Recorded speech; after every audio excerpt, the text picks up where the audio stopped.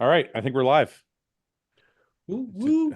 What's going on? If you guys want to watch the chat, you can go to my YouTube channel and you'll see the chat there. But if you don't want to, I'll take care of it. Anyways, Martin, what's going on? What's up? Just You're Hi, keeping Stefan. What's up? Oh my God! Before Martin, before what are you drinking? Sorry, what do you got there? I'm drinking Sour Oh, Patch Kids because I can't eat them. nice. Still not. Um, Stefan, Ah, before we get into the good stuff, we have to address the beautiful look that you have going now. I have to address Walter White in the room. Dude, this is yeah, incredible. some kind of people say like it. Walter White, some people say Ned Flanders. Okay. No, not Ned Flanders has hair. Who's Walter White? Walter White from Breaking Oh Bad. yeah, Breaking yeah. Bad. I never watched Breaking Bad. That was the only. Oh, bro, you have to I watch. know, I know. I'm the only guy on earth Why? who's like who hasn't seen it. I know. Like one of the best ever, I It's bro. good. tried. It's good with the chemical formula right here. Yeah. So Perfect. for those people who don't know what we're talking about, Stefan has now lost two bets to me. The first one, he had to grow his hair out for what was it, 4 months or 3 months? A 3 month. 3 months. And the second one now he's got to have a mustache from now until Christmas. We allowed him to let go No, of it. 6 weeks. 6 weeks. 6 weeks. 6 weeks on the day. Yes, 6 weeks. You're right. You're right. Okay, so 6 weeks. He has to have a mustache. I wonder how thick that mustache is going to get in 6 weeks. Oh, it's gonna be. The thing is with the glasses, it looks even better. It's I love incredible. Yeah, it depends which glasses. The freaky one, the porn Yeah. star one, and that is they are pulling the children away when I go on the street. Yeah. So just so people know what the bet was, Stefan bet me that Andrew would beat Samson. Yeah, but You to totally be total, yeah, you no, shit to the bet be on that one, bet. totally fair, to be totally fair, we need to be realistic with the time schedule as the bet was. The bet was immediately after Texas, before France, and before the Olympia. Yeah, what does that Okay? matter though? Why does that matter though? Yeah, you always see the check-ins of Samsung, okay? That's not true. That's not true. Don't lie. No, listen, I'm going to tell you something. I swear to God. People think that I have like some inner working with Samson. I don't. I'm his sponsor and I'm his friend. But when it comes to coaching, I promise you, I saw one set of photos. Actually, it was a video he showed me, and it was Maybe the day before we had the podcast. no. It was 4 days out from the Olympia. That was the first time I saw a video of him. Like Never heard of the guy before. no. All I'm saying is I had the same information. I had the same information you had until 4 days out from the Olympia. Yeah, So- but you are his sponsor. You weren't allowed to say anything else. No, I would have said that anyway. Listen, because let's be honest, I would have said it anyway, only because I've been saying this all along. I think Andrew is incredible, but I think Andrew has to match the back to the front, and that's been the downfall so far. But now you have to be fair to the community. You have to say that immediately after France, Yeah. I wrote you that Samsung's probably win You the did. Olympia. You did. I did. You did. I know it was too late. Yeah. but I did. Stefan did. And then I thought you will forget that bet.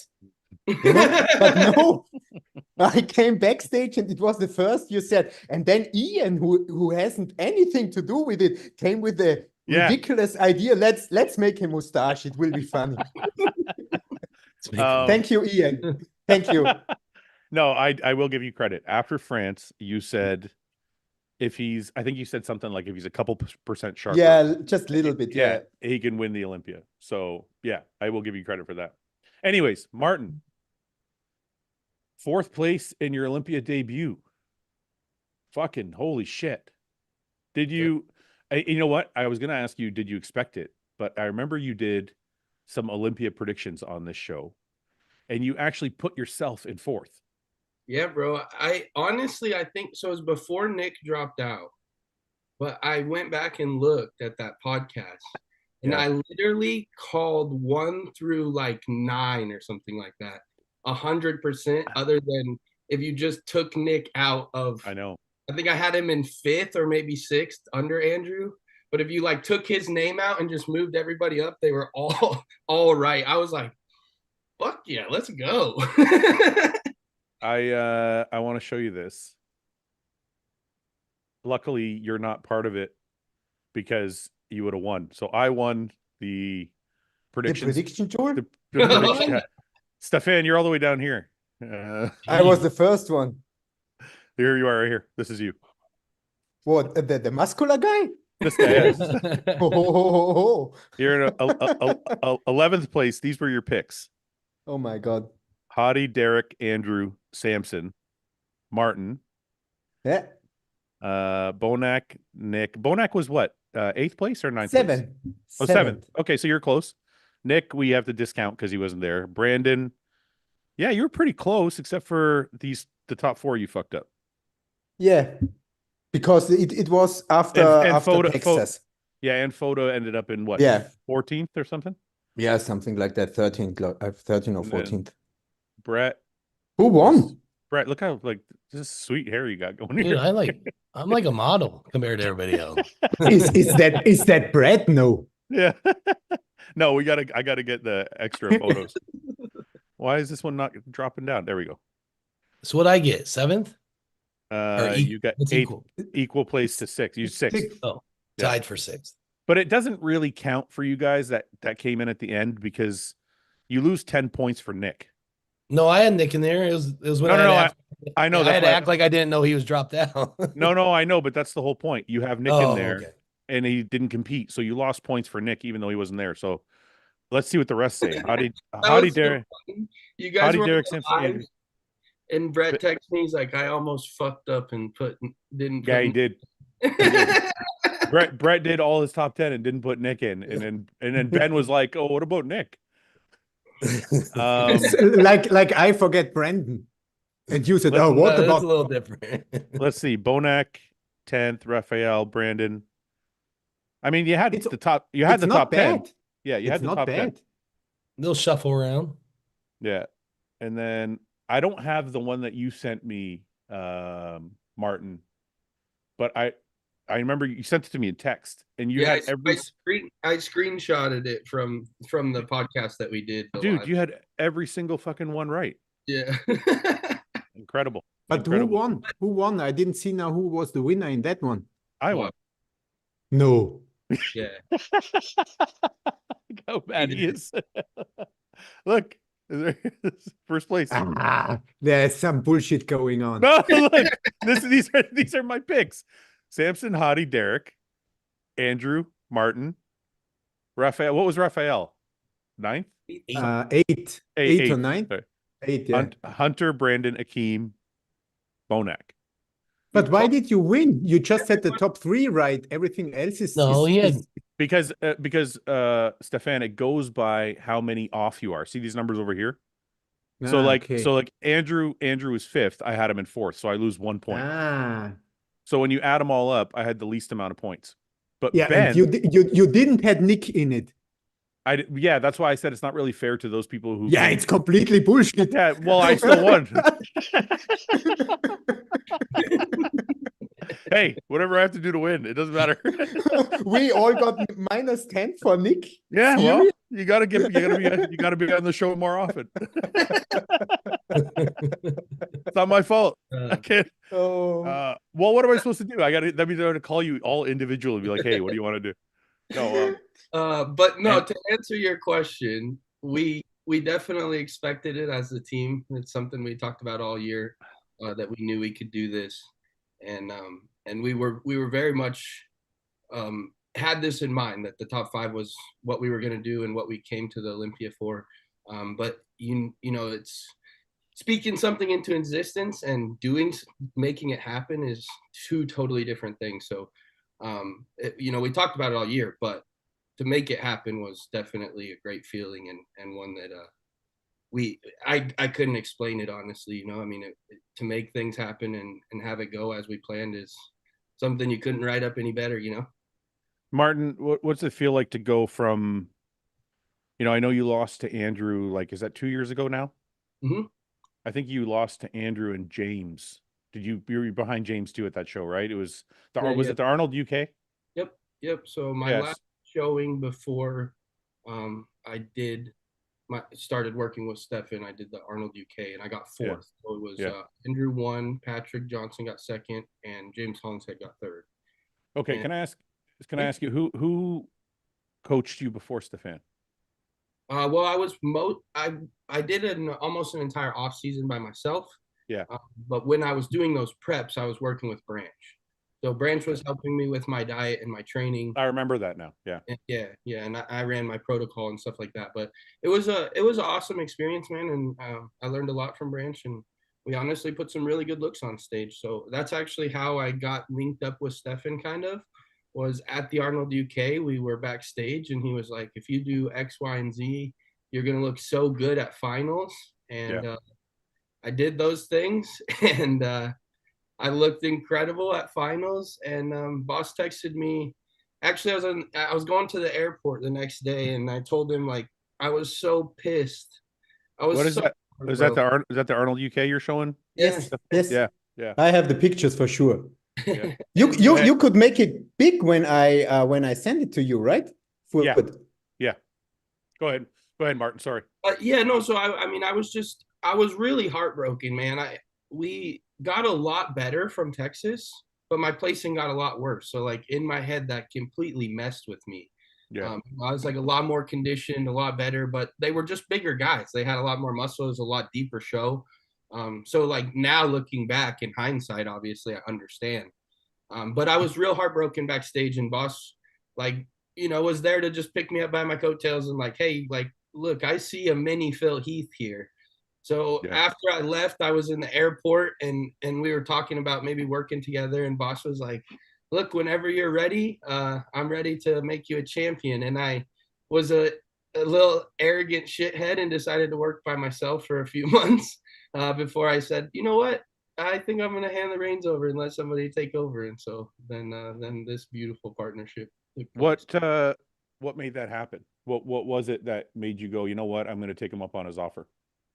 It was a couple things. It was one, I saw that someone like Nathan, who had worked with other coaches, had success with many different people, how much he was thriving in that environment. So I started texting him about why. Like, is it home life better, or is it boss, or is it what? And the thing he kept preaching to me was like, boss's passion it bleeds into you every day. Like, Nathan doesn't love bodybuilding like I love bodybuilding, I don't think. Maybe he does, but because of that, like seeing him boss breathe passion into him, and then knowing what he's done with Uris, and Uris is a really good friend of mine for the past 4 or 5 years, and just watching their progress together, I knew what kind of great coach he was from a standpoint of like how he supports his athletes. Then at the Arnold UK, he showed me how smart he was. He didn't know a single thing that I had eaten. He didn't know how much water I had drinking or anything. He took one look at my physique on stage and said, if you do these few things, eat this meal, drink this much fluid, do this much salt, you're going to look insane. And he didn't know a single thing about what I'd done. And I did those things and I looked 10 times better because of it. So I could just tell that he just has an eye for bodybuilding. And so as I got closer to the idea of me doing the Arnold, I was putting in that application and trying to get ready for that. I was like, there's no way I'm going to prep myself for an Arnold. Like, I'm going to start being a head case. I'm going to start questioning my decisions. It's the biggest show I've ever done. Like, I'm going to mess up. So I need somebody that I can trust. And boss was just the first person that came to mind. So I actually texted Nathan and I said, like, hey, what do you think about me working with boss? And he said, fuck no, you can't. And I was like, what? And he was like, no, he's going to make you too good. We're going to all lose to you if you start working with boss. So no, you can't work with him. And I was like, all right, the deal is done. Like, I'm texting boss tonight and I'm going to start working with him. So it was around September last year, but it's been almost right at a year now, boss, pretty much, huh? Something about that, yeah. And I texted him and I said like, hey, you still ready to make Phil Heath 2.0? And he was like, that's your ass. So And you know what the So- craziest part is? The craziest part is that the Arnold, just think if everything would have been so totally different if the Arnold would accept your invitation. So like we need to thank the Arnold for denying Martin because they thought he was a shithead probably. And we thank you because that turned into what Martin became this year. And I got to see it firsthand, but we were on a mission, especially for Detroit because he missed the Arnold and then that led into New York. And then the momentum continued to carry to the Olympia. So thank you, Arnold, for denying my boy because it turned him into an alien. And it was a good year. But the Arnold only denied you because you didn't compete the year before, right? Probably. We never know, actually. You know, they No, never because tell they why invited or what. Rubiel, and he didn't compete the year before. Who's that, Martin? They gave Rubiel an invite, like he'd never competed as a pro. Yeah. Maybe So because he was a new guy, because I know they do that sometimes. Yeah, they just they make their own rules, so they just decided. Maybe I'm not trying to like defend the Arnolds or anything. I don't really care. I think I'm just trying to, the way that I've been explaining the rules is like, apparently it's like you have to be a top 3 or a winner, or you have to have competed the year before.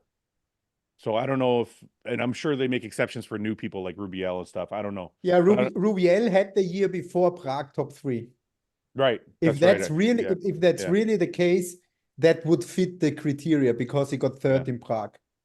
I mean, look, You know? it's an invitational, so they don't really have to have any rules. They can just exactly invite whoever they want. So, but you're right, Brett. I mean, if things kind of fell into place the way they did, and we got to see you in Detroit, which was a small show but a great show because you had to compete against Vito. Is it Vito? Yeah, it was Vito, right? Yeah. Oh, it was and that was a good matchup for you.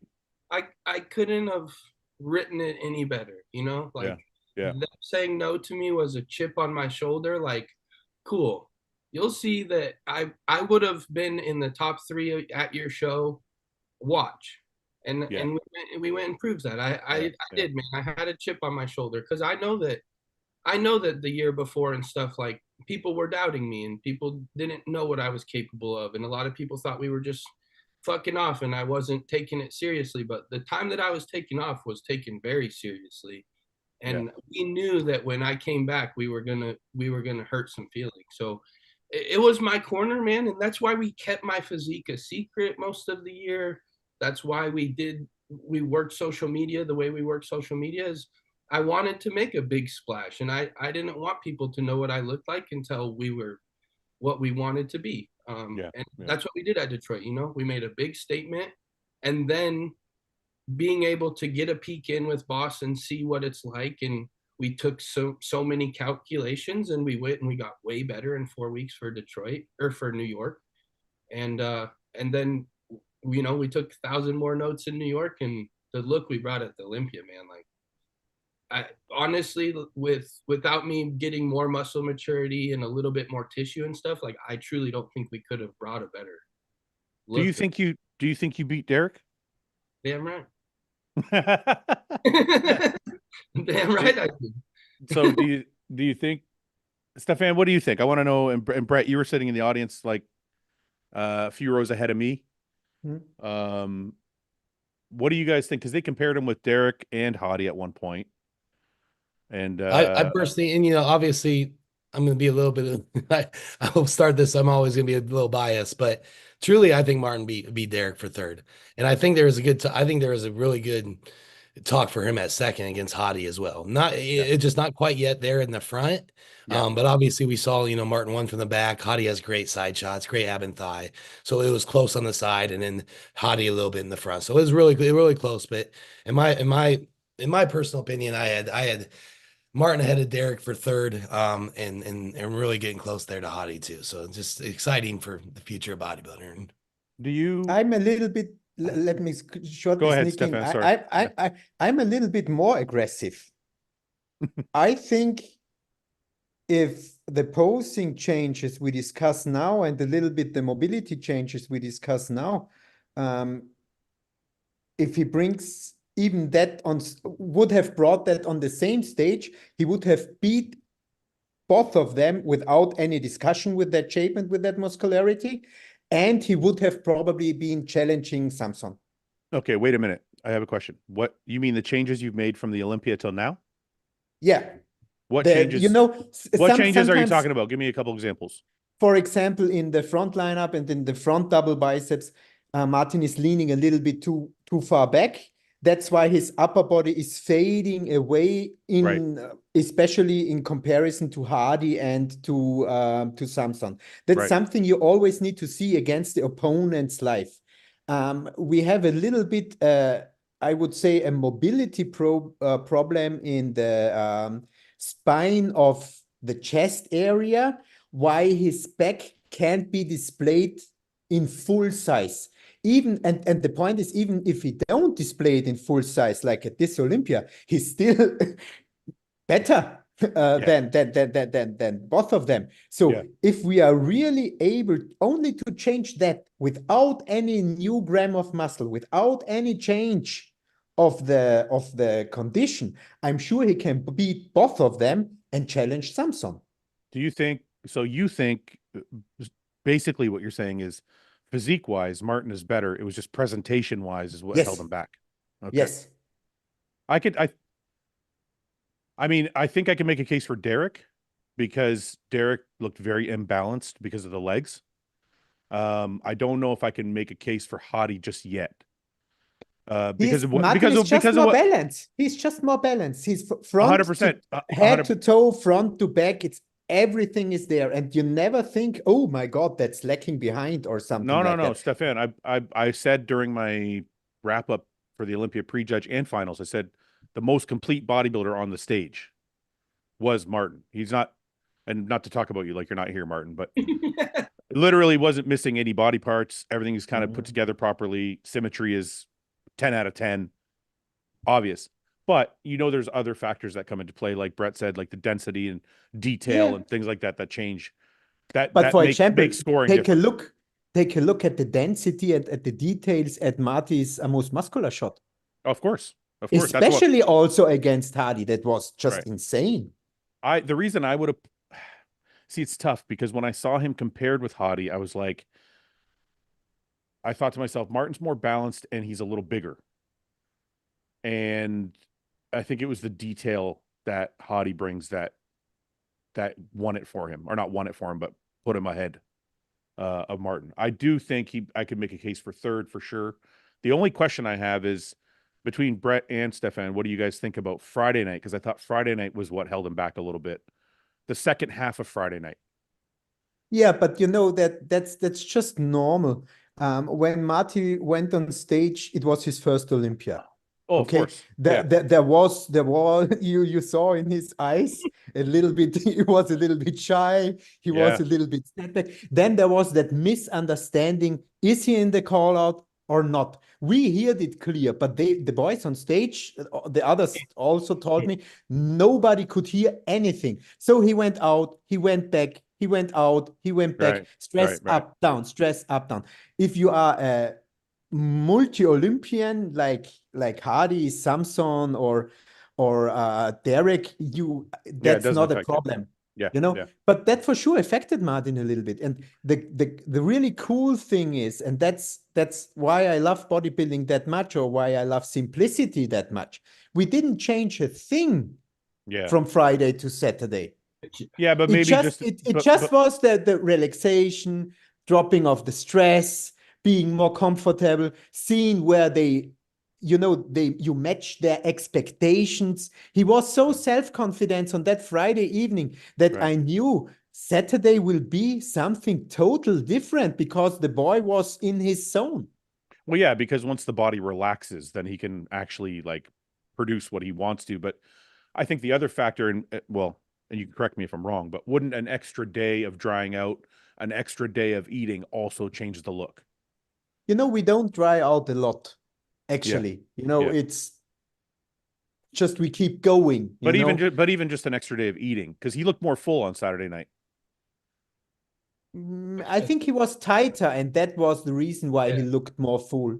Yeah, but being more full would tighten you up, would it not? I have no idea. Did you measure, or do we have the weight? Was the weight the same? was about the same. Yeah. But one Brett, thing I what- noticed is like Brett, they what- didn't Sorry, what- aggressively fill on Saturday though either. I was No, a little I thought they would eat more on Saturday. They didn't eat too much on Saturday. No, I understand that. I'm just asking you, Brett, from watching. Did you feel like he looked bigger on Saturday night? I think I honestly think he just dried out a little bit more, so it made the appearance a little bit thicker as well. Yeah. Because I know for 100% sure that he dried out more because it was just like Stefan said, it was just him got the nerves out Relaxing. from that first session, got the adrenaline dump that we saw, got some rest, got some good sleep, and we just saw more water come off. Even just minuscule, but it made a hell of a difference on that detail, especially on the backside. And I think it was just the relaxation part and then holding that fullness where it was. I didn't think like, hey, let's push extra fullness here. It was just more, let's continue to let this process take hold, which they did.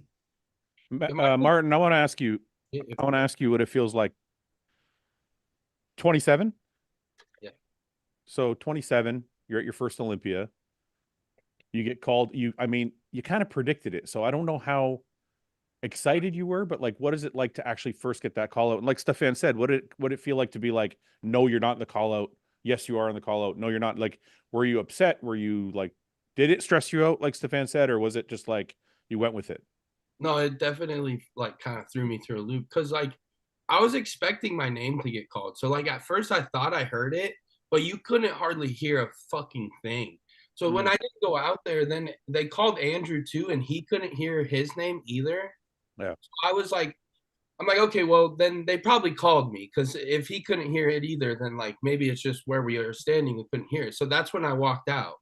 And then the expediter, when he sent me back, I was like, okay, well maybe they didn't call me. Maybe I just heard wrong. And then Steve yells at me like, Martin, get out here. And I was like, this guy just told me to go back, damn it. It definitely got me like adrenaline dump, like up, down, up, down, up, down. And honestly, I kind of like just was like shook it off and went straight to and felt pretty good for like the first round and a half. And then as they started moving me in, I definitely had like my like rookie Olympia moment where I adrenaline dumped like crazy. I was like, holy shit. Like, but not the first call out. You looked pretty good, stable through the first call out, right? Or would you? That's what I mean. When they brought us out the second time and they started working me in, then that's when I was like, holy fuck. I'm getting compared to Hottie and Samson. Like, they're standing next to me like, yeah, let's go. This is where we wanted to be. Like, it was one of those things where it's like, like I said, we expected it, we called it, but like in the moment, you're still like, yeah, let's go. Like, I mean, it's kind of like when you're like, I'm going to score the touchdown to win the game. It's like when you do it, it's like, okay, that was sick. I called my shots. We did exactly what we said we were going to. I saw Brett. I don't know if you saw it because obviously you know Martin better than anybody. Did you see I saw the excitement because we were sitting on the first night. We were sitting 2 rows behind the judges. Yep. So when he got called back out for that second call out with the top 4 or 5 or whatever it was, I could see the excitement in his face, and I was like, "Oh fuck!" He's like, because he was like beaming, and then they moved him out, and it looked like the beaming went down a notch, and that's when he started to fade a bit. Did you see that yourself, like knowing him the way you do? Yeah, no, we talked a little bit about that as well. We definitely saw the adrenaline drop, but I think that was just because we saw his heart rate get up to probably 140 beats per minute there for a while, just out of excitement. And again, like I think every person on their first Olympia had that moment, especially if you're getting compared against the top 6, right? We could probably even go back and look at Phil at his first one, and see how like that first initial call out, because he's never, and we talked about this afterwards, is he's never actually posed that many rounds consistently, I don't think, in a show before. True too. Yeah. So it was like, and he didn't lose it or anything. He didn't fade. I wouldn't say he faded, but it was more like you could tell on that 4th, 5th round, it was just, it was new to him. While those other guys, they've been doing this for the last 3 years consistently, right next to each other. So it wasn't like he lost it. It just, he wasn't, I wouldn't say he wasn't gaining any more ground after 3 or 4 rounds. You know what I mean? And that's just because it was new. Like, it was completely new to him. And that's what I was noticing. And it was just a combination of adrenaline, the heart rate, and letting that crash, getting it back up, back and forth, and just overall the experience, you know? So I don't, now we know, we saw Saturday night, there was none of that. You know, that was a focus. You know, I was texting him like, hey, like, that you're going to pose just like last night, you know, be ready for it and stuff like that. And he was, and now he will moving forward. It was just the new experience, which we saw in person. Is I think that was the only thing that we could say that wasn't perfect from the weekend. I never considered that, Stefan and Martin, you guys, I never considered the fact that you probably haven't posed that much. Like, I keep talking about it in terms of emotion. Like, okay, you were in the center, then you got moved out, and emotionally, maybe you kind of, faded a bit. But I actually never considered what Brett just said, is you've never posed that many rounds in a row, have you? And Not actually, I just want to say that's also nothing you can practice, because posing at home, posing is not, it's not the in same. front, it's just not the same. That's why I always tell my clients, if you want to be a better bodybuilder, you need to do shows. Right. Because you can simulate shows. You can simulate how stress affects you at shows, how the aggressive lightning affects you at shows, how actual disappointments affect you at shows. That's something you really need to walk through and live through to get the experience from it. Well, you're right, because I know people do like mock carb ups. Well, they'll be like, okay, we're 3 weeks out, we're going to carb up and drop water and see what, try and practice it and then see what happens. But you're right, when you factor in the anxiety of getting on stage, the stress level with meet and greets and all these other things they have to do, tanning and tanning appointments at 4 a.m. or whatever it is, like, all these things start to play a part. So I mean, you're right, you can't. Go ahead. What were you gonna say? I just wanted to throw that you finish, and I want to say no something. Go ahead. It's okay. Me and Brett, I think both of us, we had a little panic moment in that peak week. And I just remembered, because you told that now. The meet and greet motherfucking fucked Marty. Really? I saw you there. I saw you there, Martin. You look totally comfortable. Was it the amount of time? Yeah, no, he and his fans, it was brilliant. And he gave them so much. But then we had a check-in at the hotel room. No, it was the toilet. The bathroom. Bathroom. And the light wasn't the best. And his legs looked tired. All separation was gone. And that was the only moment I was a little bit panicking. And I was writing, Brett, what do you think? What do you think? And in the end, we didn't overreact.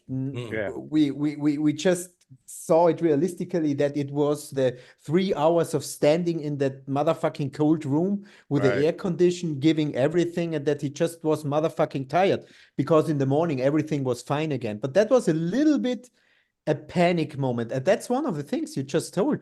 You can simulate that, right? And I think that's really what benefits us is, like, I know Martin's body very well now, and so I was able to sit there and I go, hey, he doesn't need to eat. Let's just go have him go to the room, sit down for an hour, and then let's take pictures. And I think that's literally exactly what he did. He went down and laid down for an hour, and when you saw that water that he was holding because he was standing for 3 hours just completely come off, and then take pictures in his room, and everything changed. So it was just like, that was a cool moment, because we were like, that was the first time me and Stefan for the whole week looked at each other. We're like, oh fuck, he's off. Like, he's off, and we're 2 days out. Let me ask you guys. The thing is, one day out. It was 1 day out. Yeah, it was. Let me ask you guys this, as the guys who are in the room. So Brett and Stefan, and I'm curious about this, because Stefan, you're a very, very like straight shooter. You don't fuck around. You don't mince words. Yeah. When you see that, as the guys closest to him, are you trying to keep his stress level down so you're like, oh, everything's fine? Or are you like, oh, fuck, there's a problem? No, I'm not, fuck, there's a problem. I just say, hey, I'm not happy right now. The Right. reason is that you are tired. Just go up the bed, like we discussed with Brett, because that was why I was writing with Brett before. What do you think? How Right. do you see it? But Right. I'm very honest, and I because I never want to lie to an athlete. You know, Right, of course. for sure I want to keep his stress levels low. But if I have a bad message, like I'm not happy and it's not like I want it, I just need to explain why I'm not happy and what we do that we are happy. Yeah. So you need in the communication the problem and the solution. And then most of the time the athlete should be happy, and it was in that case like that. Go ahead, Martin. Sorry. Not to cut you off, Fouad, but I'd say that like both these two also know how to communicate with me very well. Like I'm a bodybuilder, bro. So like you can tell me I look like shit, and I know we can fix it in a couple hours. So like it's just what do we need to do as a team? Like is it rest? Is it food? Is it water? Like what do we need to do? So the one thing, like that's why Boss and I work so well together, is like he could say like you look like shit, and I'd be like, okay, so what do we need to do to fix it? Like I'm not gonna get emotional about it and be like, oh my god, you ruined my peak. And Yeah, but that's a I mean, that's kind of a gift, Martin, because a lot of guys in that moment, and people who don't compete necessarily won't understand this. But when you're dehydrated, when you're depleted, when you're fucking anxious about a show that's 2 days away or a day away, it's hard to hear, hey, things are going wrong. yeah. Or things are going in the wrong direction anyway. So the fact that you can keep your cool under that type of scrutiny is a little bit of a gift, because some people, I mean, look, I was one, Cedric was one. The stress level can get to you and fuck up everything. So the fact that Stefan could say to you, "Hey, things are going the wrong direction," and you're still like this, is I mean, that's partly what made you as good as you were, I think. That hasn't always been the case. I mean, Brett's been around for years and years, and in my amateur career, bro, I sabotaged probably so many peaks because of that, because I was so like, oh, we looked bad right after this meal, instead of just being patient and letting things build upon each other, and like I would freak out and the cortisol would make me look worse, and then I didn't have faith in the coach that I had either, so then I would be questioning everything. Now Right. at this point, I believe in Boss 1000%. So like, I mean, you could say like, well, you got to eat a fucking pound of dirt and you're gonna look awesome tomorrow. I'd be like, all right, can I use a little bit of water to make it wet or what? And like, I trust him that much, honestly. So like, it definitely hasn't always been that way, and I totally understand what you're saying about like letting your mind just completely reel to the ends of earth. Because even when I coached myself, that was something I really struggled with, man. Like right at the end, especially, like look in the mirror and like, oh, I look awesome, and then look in the mirror 20 minutes later and oh, I look like shit, and freak out and try to do something. Now I believe in him 1000%. Like I said, I truly trust him, and it's shown over and over. Like we've nailed it every time, man. Brett, let me ask you, as somebody kind of watching these two work together, what is, and watching Martin kind of grow over the last couple of years, what is the change in the things he's talking about? Like where did the change come from being like, how can I put this? So for 12 years as a pro, that anxiety never left me from the start. It got a little better at the end with John, because John was able to keep me calm. But what is it that kind of has changed Martin the most over the last couple of years, from the Arnold 4th place Martin to the Olympia 4th place Martin? What is the drastic change that people don't know about? You're on mute. You're on mute. I think internet is fucked. Can you hear me now? Yeah, I got you. Okay. I think it was just internet, my bad. I think the biggest difference, especially speaking on this year, is just solely confidence. I mean, when you have like, it's hard to say something's perfect, but our preparation for his shows this year leading into Olympia were just exactly on point. And Stefan knew that. So we knew the training was on point. And then mainly just his confidence in Stefan. You know, I would listen to it absolutely every single day. Is just, you know, he's the best, bro. He did this, and this. And then just the main thing is just the confidence in the person that's delivering, right? So he's telling you what to do. And like, I don't think he had that as much in the past. There are different relationships, you know. Branch, you know, with Branch not so much a coach, he's just kind of like a guide, right? You know, Right. he would call him and tell him what to do each day. You know, it was different. You know, the coaching aspect that Stefan brings just brings a little bit more, I think, that confidence to him that we could see that we portrayed all the way up until Olympia weekend. So even on that Thursday or night, he was a little bit off. He wasn't stressed because he knew that we could change this around really quickly, because if there was anything that was wrong, we were going to be able to fix it because of Stefan. So I mean, it just that's solely what I saw the most this year. And then obviously he knew he looked fucking awesome, you know, so that's part of it too, is when you know you look fucking awesome, you've done the work, you can really let your mind settle. It's kind of like after prejudging, we said he had that, you know, the cortisol drop, whatever, and it was almost like he had that before, because he knew we talked about it. We really worked on the mental things during the week of, hey, this is your weekend, this is your coming out party. You have nothing to lose. And I think that's a huge part of it too. Let's not take that for granted. It was his first Olympia. He could have got 8th. Everybody still would have been happy, right? You know, it would have been like, yeah, he failed. He got 8th, 9th, 10th at his first Olympia. He sucks. You don't have to worry about that. So he knew he could go out there. He could do. It's like doing your pro debut all over again. Your Olympia debut there's no stress. So I think that was a lot into it for this one, and we'll have to see, you know, moving forward. But now he has the confidence because he can hang with the big guys. So it's gonna be fun. Martin, what do you think about that? That actually makes a lot of sense. What do you what do you think about the fact that you were coming in with zero expectations, and now what do you think about going to the next Olympia? Because now people are going to be like, I mean, you have a number of shows between now and the next Olympia, but you're going to be seen now as somebody being 4th at the Olympia. When you go do Prague, for example, you announce that you want, or Prague announced that you're doing the show. So you're going to Prague in 4 weeks or 3 weeks or whatever it is. You're going to be expected to win. Yeah. So how does it feel, like Brett said, going into the O with zero expectations versus now being the guy that everybody's looking at? The thing, to put it perfectly, man, is the YouTube video we did with Chris. Okay.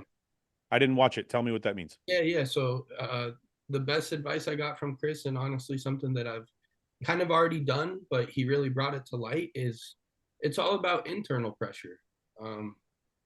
Like, the world can have external pressures, and whatever their expectation for me was at this Olympia, like Brett said, like if I would have gotten top 10 and I would have gotten 8th, people would have been like, it was his first Olympia, he got 8th. Yeah, awesome. Still a victory. Yeah. The internal pressure though is like, I expected myself to get top 5. That's where I wanted to be. Right. And I just want to continue to keep that same mentality, bro. So the internal pressure is what's going to continue to drive me. I want to put a better body on stage than I did the last time. I know that there's, like Boss said, there's mobility things we need to work on. There's posing things I need to fix. If I do all those things, bro, I truly think I'm going to be Mr. Olympia. So the internal pressure is just to continue to make my physique better, whether that's training harder, whether that's training less, whether that's doing the mobility work that Boss is talking about, whether it's seeing a physical therapist even to open me up, it's going to ballet to become a better poser so I can put on a better routine for my fans. Those are the things that I really just am focusing on, and I think because of that, we'll bring a better physique every time that we come to stage. Okay, so let me push back a bit. I want to ask you about internal pressure, because I had that internal pressure, and it was, and I don't mean to make this about me. I'm just trying to relate. I'm trying to relate to you, right? That internal pressure was too much for me, especially at the big shows. Like, my worst showings were the Arnold and the Olympia. So even though the internal pressure is what you're talking about, can that internal pressure become too much, or is that something you lean on Brett for, or Stefan for, to kind of get it out, or Alexis? Is that something you rely on the people around you to kind of moderate for you so it doesn't overcome you, or are you able to do that yourself? I think it's a combination of it for sure, dude. I lean on these guys a lot. Like, if I am questioning something, and I really like feel in my head that can't make that decision on my own, or the internal pressure is too high, I do go to these guys.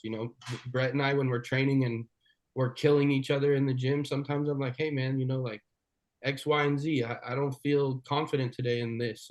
And usually just like, hey, you're being ridiculous. And like, we'll take pictures today at the end of the session, and I promise you'll like how you look or whatever, X, Y, and Z.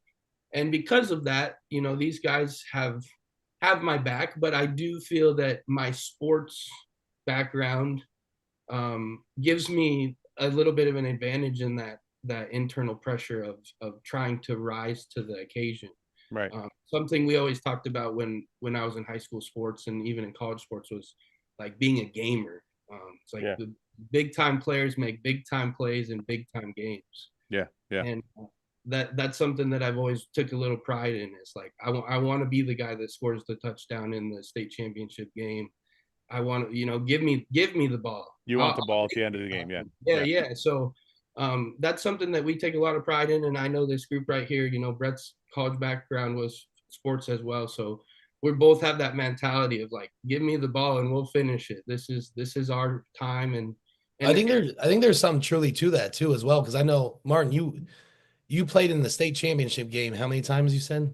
Yeah, 3 out of the 4 years, man. And 3 years he's been in a championship game. And I know we're talking high school football or whatever you want to do. No, it matters though. There is something to that. You had those experiences where something came down to an event. Then on a Friday night, you have 2 hours to give everything you got in that event. And then how is the mental preparation for that? Right. So now the hard part is not hard part, but the next part is going to be we need to turn you into a Mr. Olympia mentally before you're there physically. And I think we saw that with Samson this year. If you notice him coming out at the, meet the, or whatever, the meet and greet. Not the meet and greet, before that, where he took off his press shirt. conference. Oh, the press conference. Yeah. He took off his shirt and challenged the guys. He came into this Olympia saying, I'm fucking Mr. Olympia, and they're going to have to take it from me. And you could see that when he came out hitting this right away, he was Mr. Olympia in his mind before the day. So now that's something we need to flip the script to this, leading into the Olympia 2025 for Martin. It's like, you got to, we're not going to come out and strut like this or anything like that, but we're going to come out. Yeah. You cut out again. Brett, you disappeared for a sec.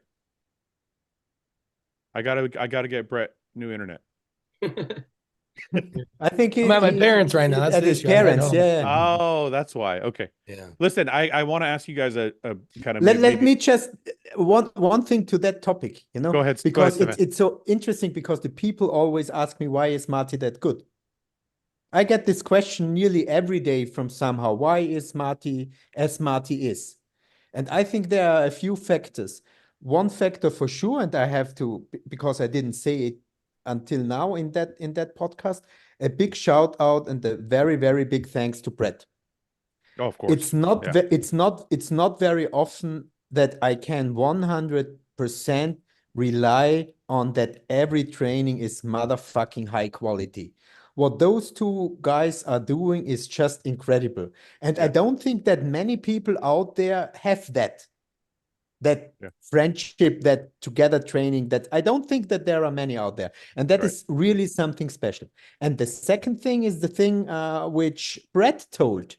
Martin, most bodybuilders, even most bodybuilders I coach, their first competitive sport is bodybuilding. They have no competitive mindset. They don't have it all. They are not used to doing championships. They are not used to do exams like Marty had to do for university. They are not at the level they want to display their physique. And Marty, with his background with wrestling, where you fight man to man, you have to be the better one. Otherwise, you will get beaten up. So he just brings all that stuff with him, who is absolutely needed besides the body to be a champion. And he brings just every tool for that. Yeah. And that's why Marty is that good. It's the combination of all factors. I didn't realize you were in wrestling. How long did you wrestle for, Martin? Almost 10 years. I would say, and not that Brett's not right, but I would actually say the wrestling is probably more what got you ready than the football, because it's a lone sport. Yeah. So it's like it's just you walking out there. Whereas football is obviously high stress, but you're a team, so you share that stress with everybody else on the team. Yeah, but Marty was wide receiver.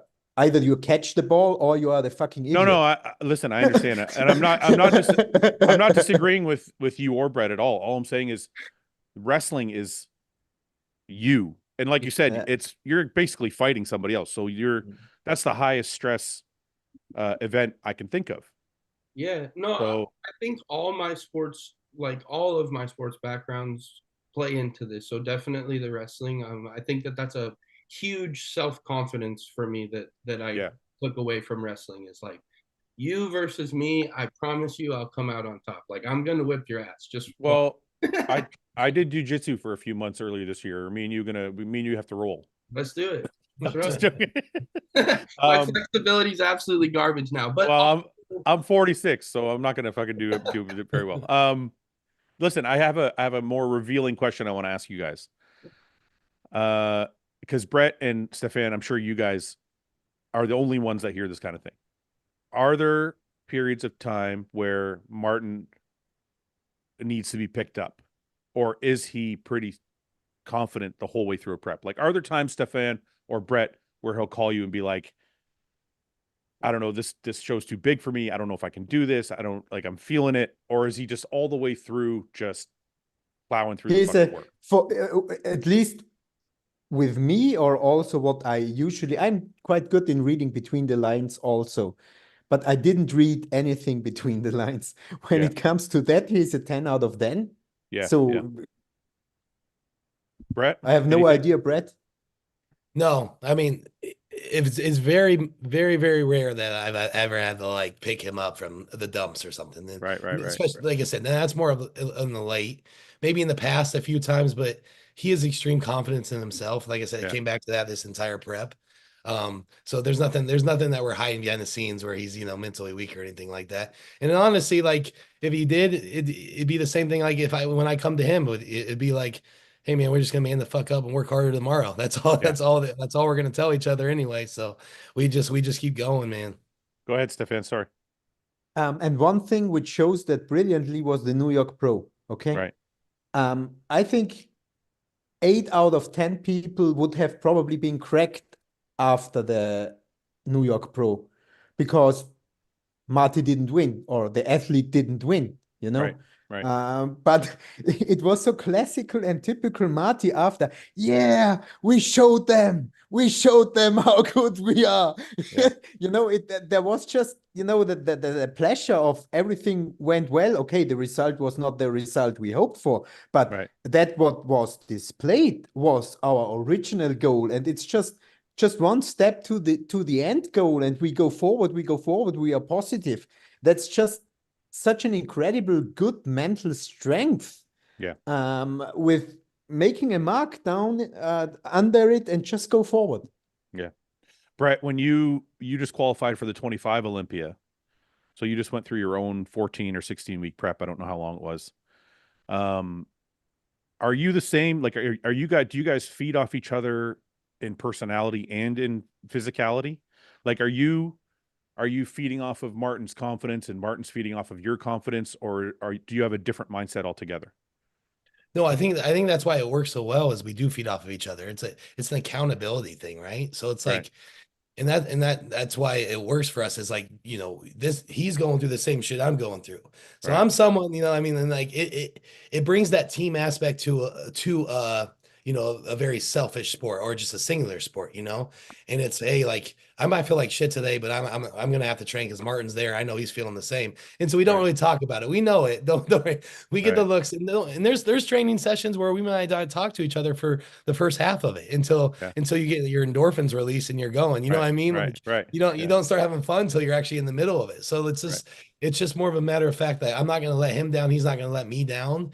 And it works for us, and then we start feeling good, and we talk about it after, like, man, I was really feeling like shit earlier today. He's like, yeah, me too, bro. Like, we'll talk about it, but we don't let that make us take a step back. So we're going to work through this together.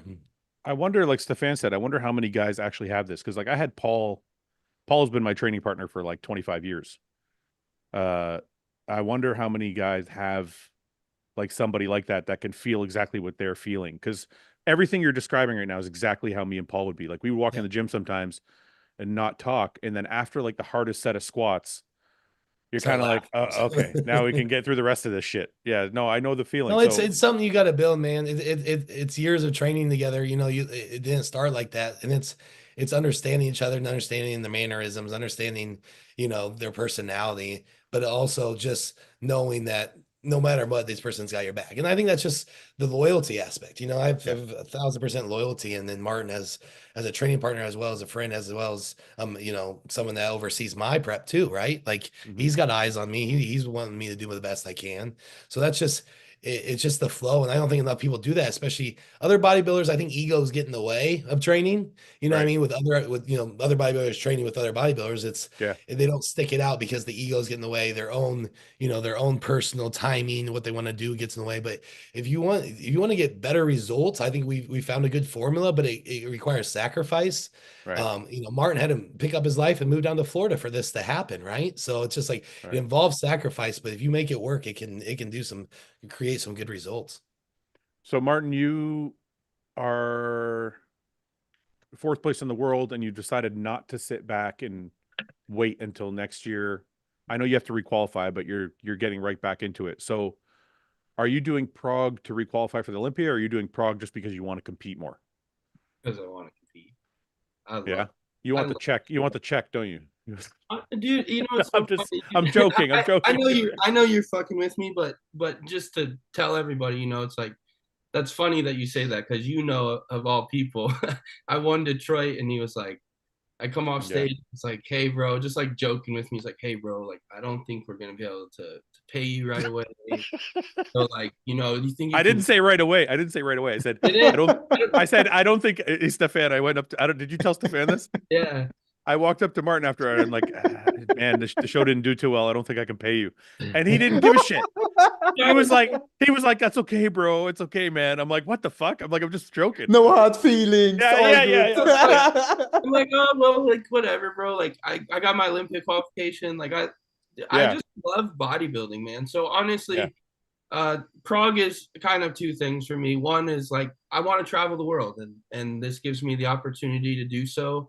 Doing what I love, you know, I love bodybuilding. I love prepping, honestly. Like, it's not hard for me to continue prep. So this is something that for me, dieting and stuff, continuing to do this, continuing to train.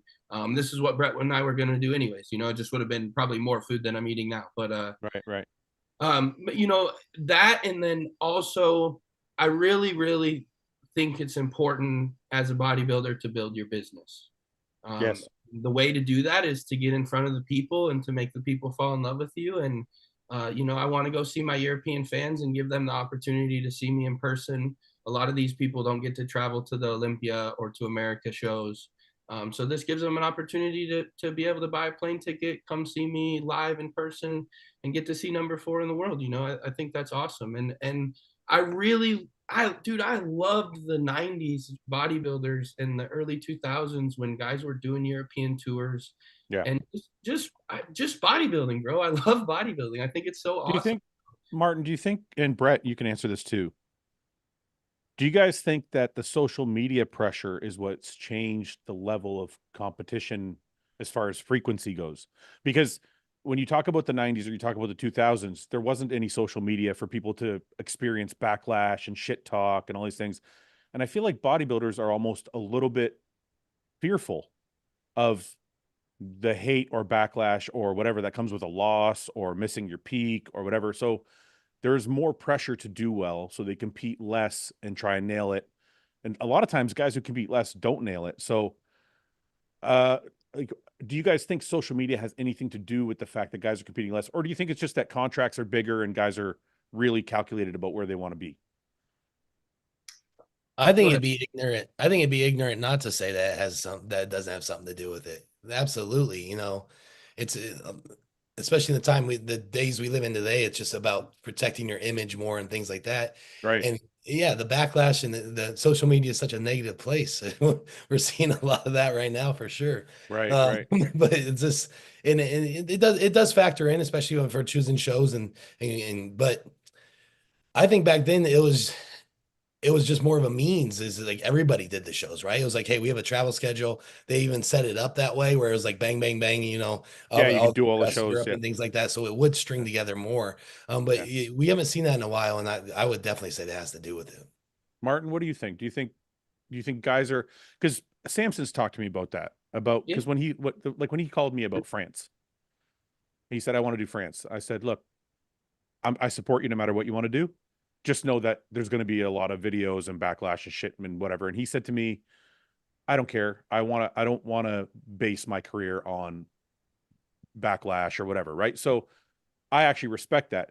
Do you think a lot of guys are making that same calculation in their mind and it's holding them back? Yes. Yeah. Absolutely. No, I think everybody is really worried about their image and like, I'm going to be Mr. Olympia and stuff, but like, bro, like if you want to show bodybuilding at its truest, like you look like shit sometimes. You don't nail it sometimes. Like it happens. That's bodybuilding. Like let's be honest. I mean, people saw a video of me on rep 1 10 or 12 days out or whatever and they're like, "Marty looks like fucking dog shit. I He's remember that. blah blah blah. He's so Yeah. he looks horrible. He's out of shape." And we're just laughing our asses off. I know. Like, we're like, this is hilarious because like the internet is silly, but it does hold some weight to some people. So Right. I think once you get enough internet hate, which is something Samson has experienced, something you've experienced, something I've experienced, where like finally it's kind of like, hey, someone's always got something to say. So like, you know, let's hear it. Let's hear it from the people in the back. I remember that video that came out and you had been sending me updates. And I remember you sent me an update and I couldn't believe what I was seeing. And then the next day that video came out, people were like, Martin's not in shape. And I'm like, oh my God, they have no idea what's coming. I like, Brett, when you're getting ready and you know the guy's competing, obviously you have a bias, he's your best friend. Are you thinking to yourself, he's going to beat these guys? Or are you thinking to yourself, I don't know how he's going to do? Like, you're seeing the progression through the 12 weeks, 16 weeks, whatever it was you're prepped for. Are you thinking, holy fuck, he's going to be like, this is incredible. I think he's going to be in the top 5. I think he's going to be in the top 3. Like, are you witnessing that or are you still just unsure? There's always going to be a little unsureness, you know, because you don't know how well other guys are progressing, you know, like Raphael and stuff like that. Because you always hear how, you know, these guys are getting so much better and bigger and stuff. Yeah. And, you know, Hunter's on this year, he's bigger and stuff. But it's just, I knew probably from, I mean, after New York and then just how well they continued and then being 8 weeks out, 6 weeks out, leading in, I knew it was going to be a top 5 look. And that's also because I've been around it. You know, I've seen guys in the top 5 in person leading up to shows and things like that. So it was more of I definitely had the confidence that he would. One thing I do want to applaud though, with going back to what you guys were just saying, is that rep 1 video or whatever, you know, that video that got dropped and he looked like shit because of the lighting. It's because they were screenshotting the video and putting it on the internet. I actually wrote I actually wrote Martin and Stefan, and I was like, hey, no more videos. Like, don't do that again. Because I had that mindset, like, yeah, the internet's going after Martin right now. You know, and like the thing is, I knew he didn't look like that, but it was just like, you don't need that noise. But what I respect the most is Martin, you know, replied back to me. He goes, "Oh, bro, who cares? Like, make them think I look fat right now, you know." And that was literally his response to me. And I was like, "All right. I mean, yeah, if you're cool with it, that's fine. But you know, that can affect people, you know." And how he handled that mentally was extremely well. And that's kind of when I knew that it was going to be a good weekend, because there's nothing that was going to distract his mind. No, and that's a champion mindset, because it's the same thing Samson said to me when I said, "What about this and what about that?" And he said, "I don't care." And that's what Martin's saying. And I think that's just a different mindset, because I'm kind of with you, Brett. Not that you want to hide, but at the same time, you want to eliminate any negativity that might hold you back. But like Martin said, if you're used to it already, then it doesn't really affect you anymore. So I want to ask you, Brett, when your training partner is 4th in the world, and you know, they always say, like, if you surround yourself with great people, you become great. Is this light a fire under your ass for the 25 season? How do you feel about like your progression, like being with Martin and being around Martin, him placing 4th? Does that raise your level of expectation or pressure? Absolutely. I mean, I texted him last night and I go, bro, I can't wait. Because, you know, now I'm just in this like limbo period where, you know, I'm in health phase right now. I cleaned everything out. I'm sick. I'm getting over that. You know, Yeah. I'm traveling the next week and a half. And it's I'm like, I want to get back to the drill. Because I know what I need to do for 2025. You know, I need to put another 5, 7, 10 pounds of stage weight on. And, but I have a year to do that. So it's like, I'm ready to get back to work. And I texted him that last night. But it's also like, yeah, no, I have somebody that I can compare to daily. And, already knew he was a top guy, but I have somebody I can compare to daily and Chase in our training. But like, nothing's really going to change in regards to training. There's Yeah. things that, he chases me on, there's things I chase him on. But now it's like, it's one huge goal for me is to make sure I get top 10 this year. That's going to be my goal is that I want to be on that top 10. I want to be in the call outs. I want to be in the pose down with my training partner. Right. And we're going to make memories this weekend. So this year is going to be focused on, I need to put on the added size. I know what I need to do to be able to be in that top 10, and we need to get it done. And this is probably the most excited I've been heading into an off season than I can remember for sure. So the most progress I think I ever made in my career was early on the first 5 years and probably the last 5 years. And both periods of time were when I was around many other bodybuilders that were growing at a rapid rate or competing hard or doing those kind of things. I'm not saying you're not perfect all the time, but when your training partner is fourth in the Olympia, or Martin, when your training partner is just qualified for the Olympia and you guys are at the top level, does this make it even more perfect? Like if you maybe are going to have an extra bit of food, or maybe if you're going to miss a meal, or maybe if you don't sleep enough, or maybe if you didn't drink enough water, are you thinking to yourself like, Martin fucking did this, I got to train with him tomorrow, or Brett did this, we're going to crush legs tomorrow, I better get back on it? Or are you guys just perfect all the time regardless? I mean, look, man, nobody's perfect, but I'll say like that's the reason that Brett and I are successful as we have been, even in the past, is because we've been doing those things and we expect those things out of each other. Right.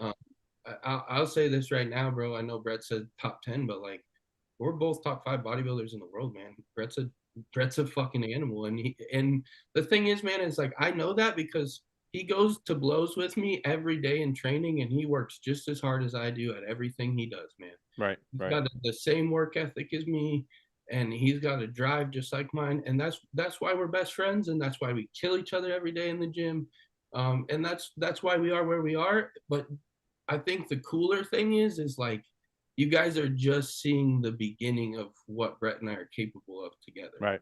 Right. We were at Denver for a few years together, and we really pushed each other.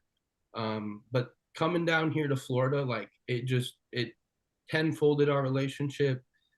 His daughter has like become a daughter to me. We're best friends on so many different levels, and this is only going to grow. We plan to build our own gym and have the perfect equipment for the perfect job, and like, dude, everything, like things are lining up to just even improve. So just be ready for Martin and Brett to take over, because it's coming.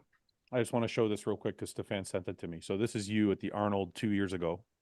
I was so small, man. I don't know, dude. That's still It was a good look, bro. It was a really good look. I weighed about 230. like, this is still like, obviously you're smaller than you are now, but this is still extremely balanced. Is this what you were seeing, Stefan? You're seeing a bodybuilder that has all the pieces. That was also a huge lineup. All those guys are like 270, 280 plus. James was 282 on stage. I was like 230, 231, something like that. Stefan, when you saw this, I thought, I just saw the potential, and on the other hand, I just saw when the show started, a shy guy came out totally sweating, having no pump in his chest, and then during break, because Wesley competed, I went backstage and I go to him. I really love your look, but you have to do something that you stop shaking and that you get some pressure back in your muscle. Yeah. Martin, were you? But see, hold on a minute. It's interesting you say that, because we're talking about the wrestling background, the football background, but your nerves were there. Mm-hmm. So I'm sure all that background helps, but now that you say that, it almost seems like it's the confidence in your ability of your physique in the last couple of years that's really raised your confidence, because you still had all that wrestling and football background there, but you were nervous at that Arnold. So it was two things. So 4 weeks before that, when I came out at Texas, you wouldn't have said the same thing because I came. Oh, okay. This is my stage. I got you.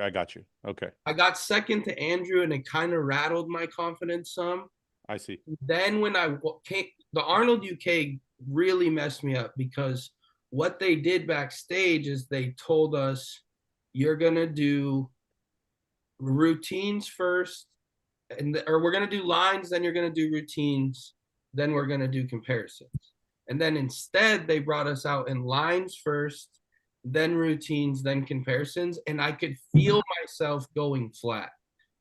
So when I came out for my routine, I already knew, like, I'm fucking flat. So, and then when I walked out, it was the biggest crowd I'd ever seen. So in my head, I'm thinking, I'm fucking flat. And then I walk out and see all these people, and I went, fuck.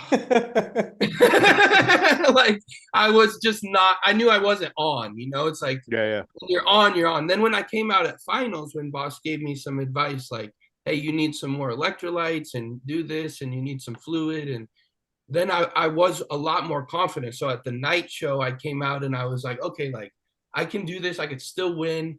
And I had a lot more confidence at night because of my look, right? But yeah, it was weird. It was that point.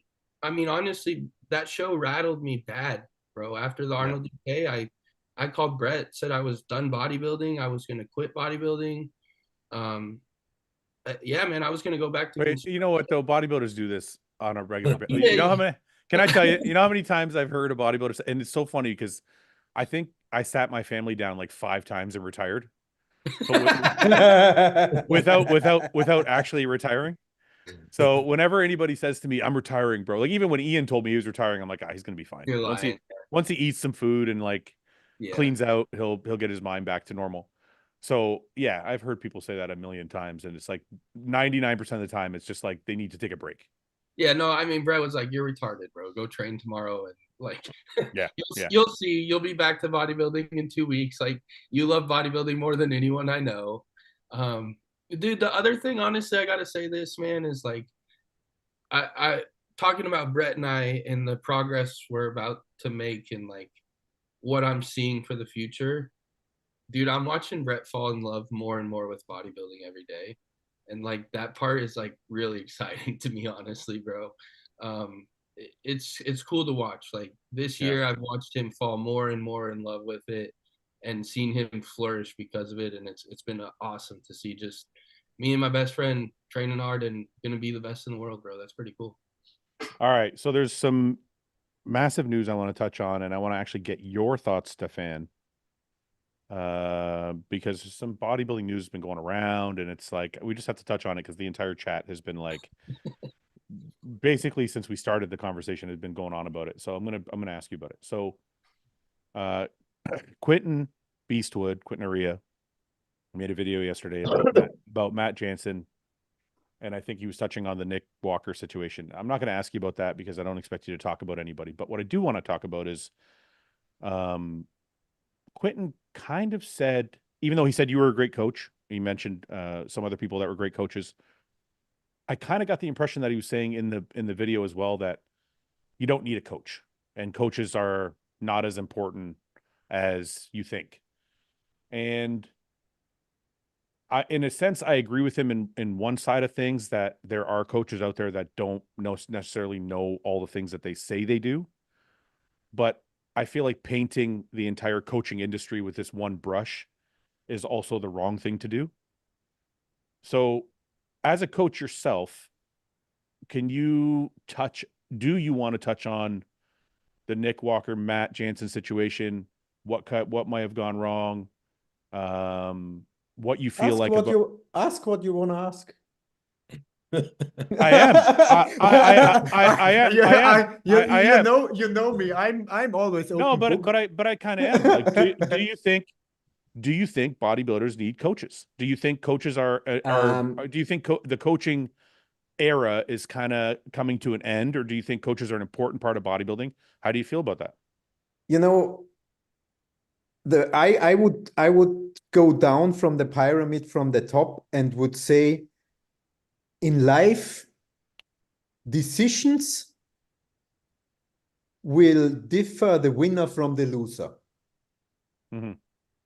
Meaning Right what? decisions. Right decisions will differ the winner from the loser.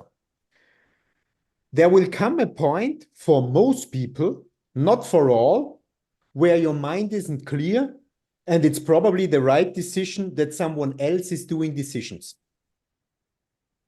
So that's where a coach plays a role. Right. The second thing is the decision to do a right decisions. You need two things. You need the right information and you need the brain, which is actually doing the decisions. So the balloons come once again, always with me. So it's a coach can just be as good as the information an athlete gives to him. So that's one part of the thing. And for sure, he must know his business and have quality. So to answer the question, yes, I think in many cases, not in all, it's important to have someone who takes the weight off your shoulders and does the decisions, but that one also needs the right kind of information and knowledge of the kind of human being to do the right one. So when it comes to Matt and Nick, I think from the outside, it's completely unfair to start the judging process. Because coaching or a result is always a work, which is a work together from the athlete and the coach. You know, sometimes athletes tend to then lean back and say, no, it was just the coach's thing, you know, because I do everything which somebody tells me, blah, blah, blah, which most of the time is first not right. And second, they are all grown-up men.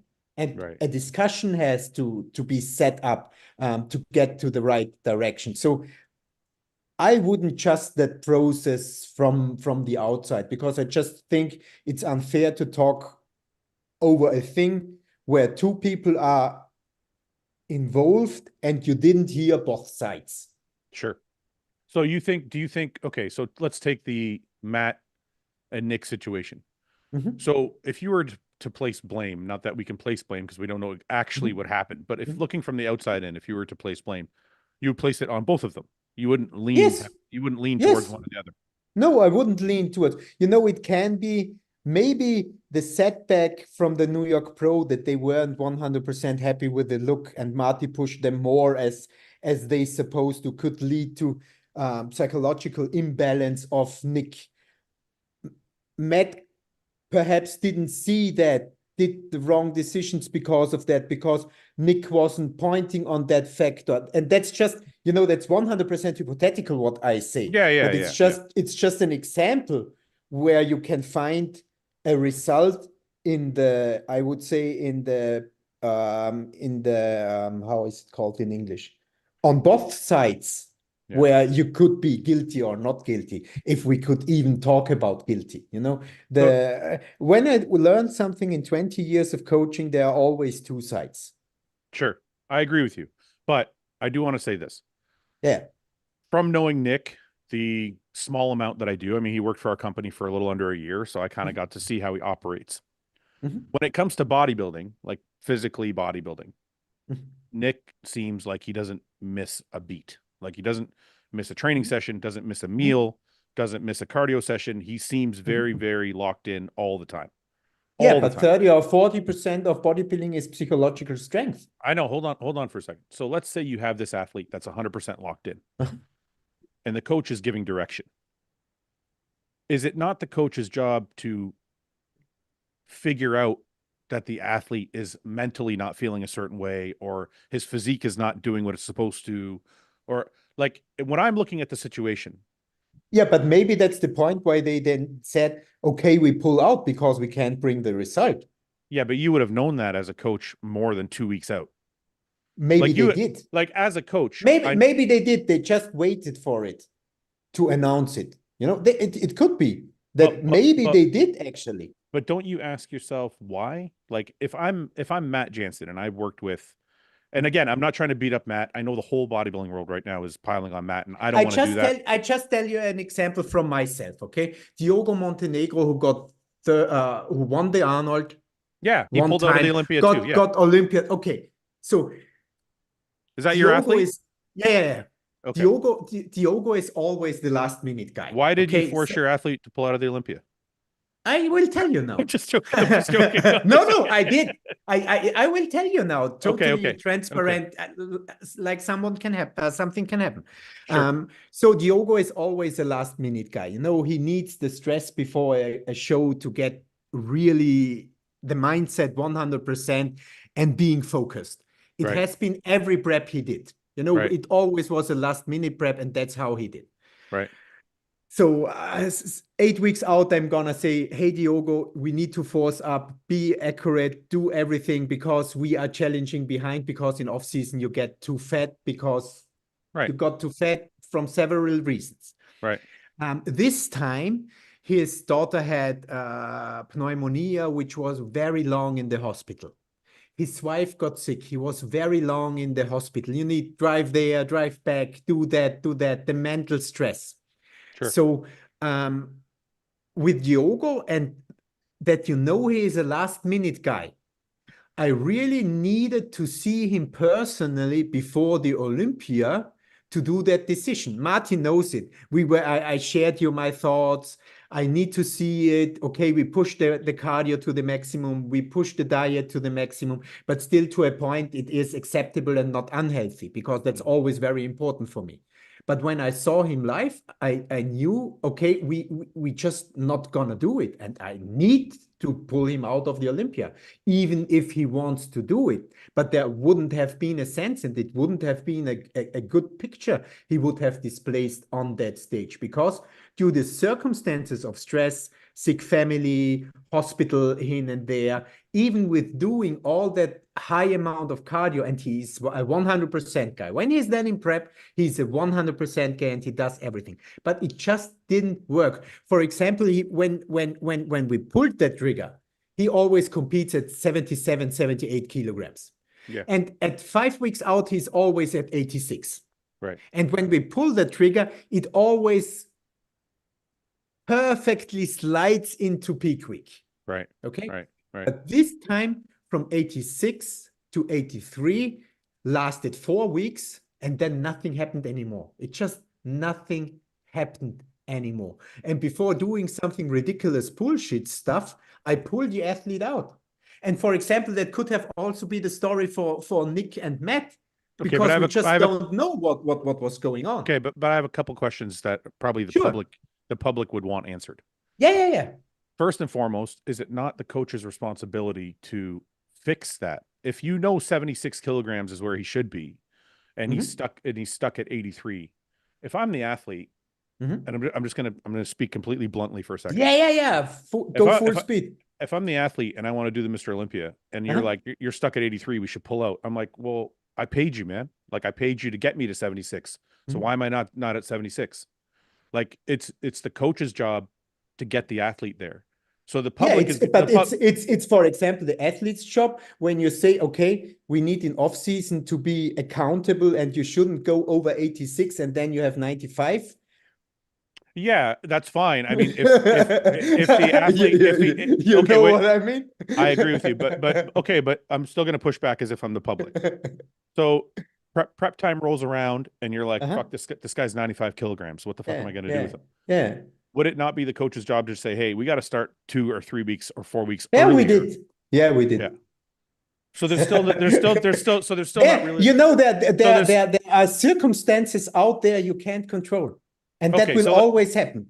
Okay, let me ask you this then. So let's say you're right. Let's say you don't want to push him past the 83 by doing something unhealthy, like you know, I know some athletes use DNP or that fucking shit. Exactly. So let's say you're like, look, we're not going to go that route. I don't want to be unhealthy. The public would still say, hey, just because you're not going to win doesn't mean you can't go on stage. You signed a contract. You committed to the show. You should do the show, even if it means you're going to be 3rd, 4th, 5th, 6th, whatever it is. You should still compete instead of pulling out 2 weeks out, 3 weeks out, whatever it is. So I almost kind of agree with them because that Olympia contract is signed for a reason. And I actually said on a previous podcast, I think if an athlete pulls out from a show for no other reason other than they're not ready, there should be some type of suspension. I don't agree with a fine. You don't want to make people give up their money, but maybe there's a 6-month suspension and 1 year suspension. They don't get to compete at the next Olympia, something like that. Because we can't have a sport where people are just like, I'm not ready. I don't want to compete. Because people are selling tickets, like promoters are selling tickets to the show. There's people flying in to see these people. And I think it's wrong for someone to just say, I'm not going to be ready. I'm not going to win, so I don't want to do it. I can understand that what you say totally. Mm-hmm. But on the other hand, you have the athlete who needs to be accountable for himself and for his brand, Sure. for his own brand. Right, Okay? right.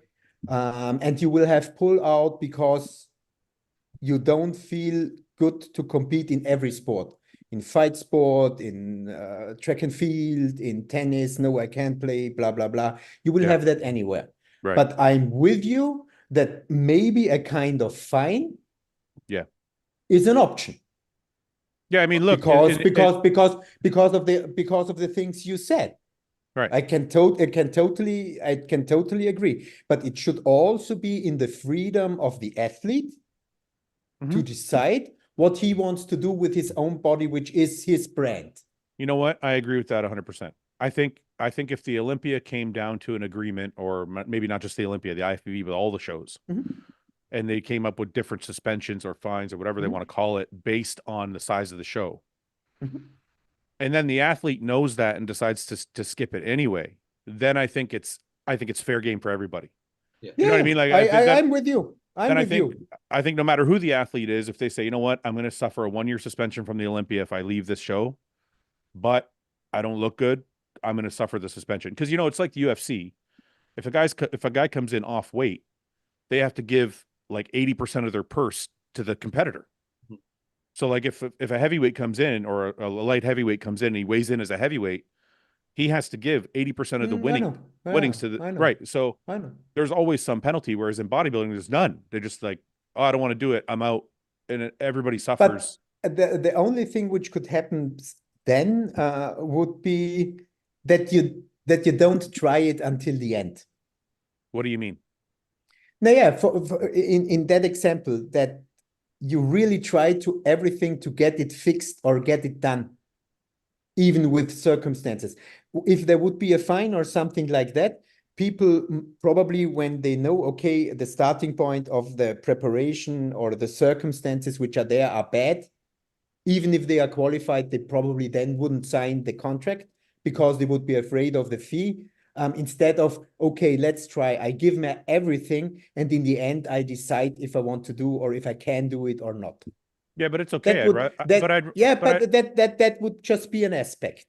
I'm okay. I mean, as a fan, and I don't know how Martin, Brett, I don't know how you guys feel, but as a fan, I'm okay with the guy not signing a contract if he's unsure. Because at the Olympia, you have to sign the contract like 4 months, or you guys can correct me if I'm wrong. It's like 2 or 3 months ahead. Yeah, it was something like that. Yeah. So like if a guy says, hey, I don't want to sign the contract because I don't know if I can be ready, I would rather have that than a guy sign the contract and then 3, 4, 2 weeks out say, I'm out, I'm not doing it. Or having a late signing possibility, for example, would also be an option. When would the deadline be on the contract? You got to look. Well, the thing is at the Olympia, it has to be 2 or 3 months because they have to promote the show. Right. They have to book the flights. They have to get everybody. Like it's not they like don't book flights for Europeans, or out there nobody books any flights. Oh, they reimburse you, so it's not really. Nobody has any work with even if you got rid of all the flights and the hotels and all that shit, they still have to promote the show. So especially with somebody of Nick Walker's size and popularity, you need to know that guy's doing. Like I promote Detroit. I'm already trying to contact people and say, hey, are you doing Detroit, right? So I understand it from your perspective. So totally. I can only imagine the Olympia is like, hey, we need to promote the fact that Nick Walker, one of the most popular bodybuilders on earth, is doing our show. We can't wait till 2 or 4 or 6 weeks out to do that. We need to do it as soon as possible. So I don't know. I think Brett, Martin, what do you guys think? Would you guys be for like a suspension type thing if you pull out of a show? Like, are you as athletes? How do you guys feel about that? I mean, I think Go ahead, Mark. Yeah, you go. I mean, I think you should probably be fine, man. Honestly, like you sign a contract and you don't fulfill the contract, then there's definitely should be some type of punishment. That's why you're signing a contract, right? Like you shouldn't sign a contract if it doesn't mean anything and you're not getting any repercussions for not signing it. Like, now I don't know what that repercussion is. But obviously, like I do understand as a promoter because I've followed this sport and I'm a big fan of this sport. Like, it's your job as a promoter to promote the show and use the athletes that you know you're gonna have to promote that show. So like, it does suck as a promoter. You're getting the shaft. And just honestly to touch on it is like, there no one, or I like how coach said, like, it's both people to blame, the athlete and the coach, because like there was moments during this prep that I told boss, like, hey, Brett and I looked at me today post training and like, I'm not dying. Like, let's push this a little harder. Let's pull my food down a little bit more. Let's dig into this. Let's make sure I'm freaking peeled. If I'm ready early, we can feed me, you know, like those are decisions you make as an athlete too, like pushing your coach that if you don't see what you want to see in the mirror, like, hey, let's make some moves. Let's do something. You got to voice that as well. But we're assuming that Nick didn't do that. Yeah. I'm all of this is assumption, right? Yeah. I'm just saying, like, as an athlete too, and this isn't any coaching relationship. It's on you as an athlete too to know, at least at this level, when you're a top 5 bodybuilder in the world, you should know what you look like 8 weeks out. You should know what you're gonna look like 4 weeks out. Like you kind of know, like right. So you know what I mean? Like there's things that you see in the mirror too. So this is something that's like, it's on everybody to blame. There's no one should have to put the weight on their shoulders. Brett, how do you feel about the suspension aspect or some type of punishment like that? Yeah, I mean, that one's tough for me because I do believe there should be something. But it's so hard because it's so case specific as well. Right. You know, I'm speaking from experience. Obviously, I pulled out of the Olympia last year at like 6 weeks out. Oh, that's right. Yeah, no, and then it was my decision because, you know, what I was. Ah, fuck, your internet went out. So crazy. I can't hear. Where is it? Iowa? Lost again. You're back now. You're back. So I'm sorry. Sorry, you pulled out 6 weeks out. Go from there. Yeah, so I pulled out 6 weeks because I had to make a decision of my own because I was sitting there throwing up and shitting myself after meals for 2 weeks, you know. And if the penalty would have been, hey, you have to miss, if you pull out of Olympia, you have to miss all of next year. What would I continue to try to push through that for 6 more weeks? Is like, and mentally I couldn't, you know what I mean? Like it came to a moment where I was looking at my child and I was like, I can't do this anymore because of what I was dealing with. Sorry, I just have one caveat to that.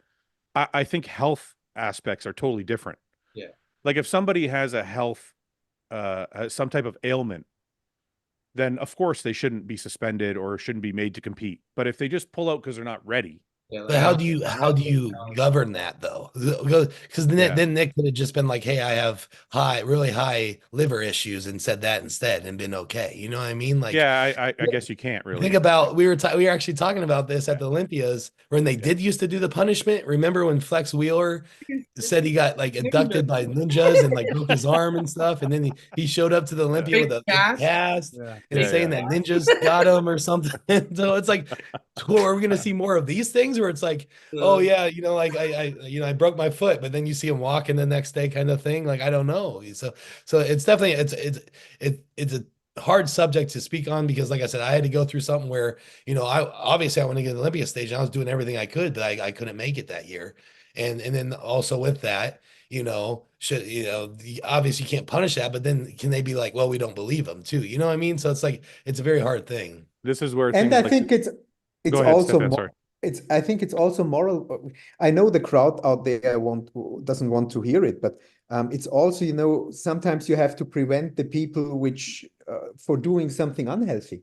Yeah, you know, I agree with that. That's when we bring that DMP fucking shit in the game. You know, in my opinion, it's better to drop out in any case than starting such a bullshit. You know? I agree. But I think this is where the UFC, and I hate to keep making the comparison because I know it's a totally different sport, a totally different organization, a totally different setup business-wise. But this is where it makes sense to have league or federation doctor, because that might quell some of these things. Like for example, like, so Merrick Health does all like my blood work and some other athletes. What if like one of those companies like Merrick Health teamed up with the IFBB so that the athletes did have to go through that screening process? That way, if someone was unhealthy, they would have a record of it.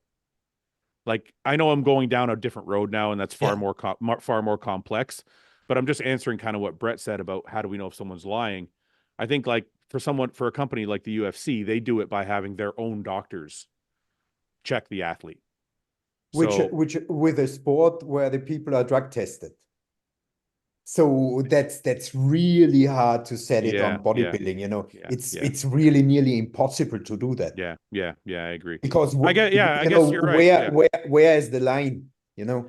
Yeah, I guess you guys are right. It's hard to punish because then, like Brett said, now you got guys that are sick that are trying to compete anyway. Or like Stefan said, now you got guys that are going to extreme measures that might also be detrimental to their health. And we don't want to force people to do shit if it's going to be unhealthy for them. Well, also, like, where do you draw the line? Like, some guys compete and their liver enzymes are 400, and some that's guys, what I mean. Like, you can still do blood work and be perfect. You're perfectly fine for stage, but the blood work's going to show that you're not perfectly fine for nothing. Okay. So let me ask you guys this then. So are we saying as a sport, like if we were the panel that decides everything, right, are we saying as a sport that it's okay to drop out? And because that's kind of what I'm hearing. It's it's really hard to call. I'm with you for the respect to the promoter to find a way of fine. I'm totally with you. But you can be sure that for most athletes, dropping out is the biggest punishments they could actually get. Because that's what haunts me. That's what drove me this year. Seriously. I agree with that. They want to compete, and that's something which really is a stitch in the heart. Right. Not competing. But I'm with you that the promoter needs to get some respect. Right. Definitely. But actually more in smaller shows than in the big ones. Yeah, because they need those athletes even more than the Olympia, because the Olympia has 15 other athletes that are popular. I also think this, Fouad. I think if you're dropping out for whatever reason that may be, that the first person you talk to is the IFBB and Jim Mannion. Yeah. You contact them first. Like, you know what? Yes, that video, that was not a good idea, right? In my case, that was the first one. I said to Diogo, you need to explain that now first to Jim and to Don Solomon. Right. To the promoter and to the IFBB. And then you get feedback from them, and then you can do something with social media. Right. But first, you need to talk with the guys you have a contract with. Right. Yeah, it's Nick didn't do that? No, I think they did. From what I heard, they had spoken to the IFBB and told them, like, we're not doing the show. So I don't know if you guys can confirm that. That's what I heard. I'm not sure. I'm not as concerned with the IFBB portion of it as I think what you said just now, Stefan, makes a lot of sense. I think a lot of fans maybe don't realize that, which is something I didn't even think of myself, was the person being punished the most is the athlete himself. Because like Nick is a competitor. Like, Nick wants to get on stage. And that's kind of why I place more blame on Matt, because I feel like Nick would have done anything to get on that stage, whereas Matt maybe didn't facilitate the need for him to get there. Matt seems like he's, busy with business, busy with triathlete shit, busy with all these other things. Maybe doesn't seem as focused. He's had a couple other athletes not necessarily hit the mark. Sean Clarita wasn't his best this year. Quentin missed the mark last year. So I don't know. I just feel like it's weird in bodybuilding. People pick someone to focus on. First it was Nick. Everyone's going really hard on Nick. Now it's shifted. Now it's Matt, and everyone's going really hard on Matt. Maybe what you said in the very, very beginning of this conversation is they both have blame. They both have blame, and that's kind of where it ends.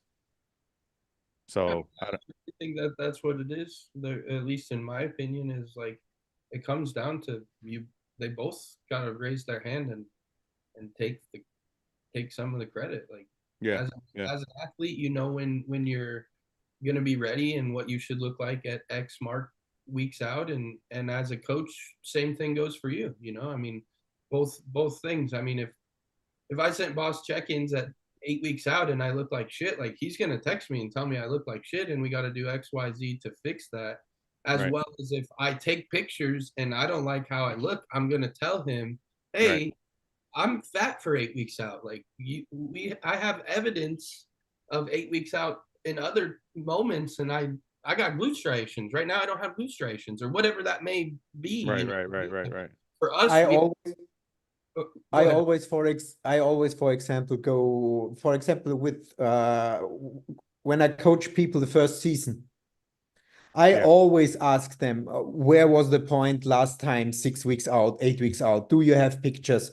How was the skin fold? How is your personal feeling? Is it okay? What do you think about? Or the most luxury thing is when I have a third eye like Brett, or in other cases, other people, I could ask, how was it the last prep? How was it 2 years ago? How was it when the guy was second at the Olympia?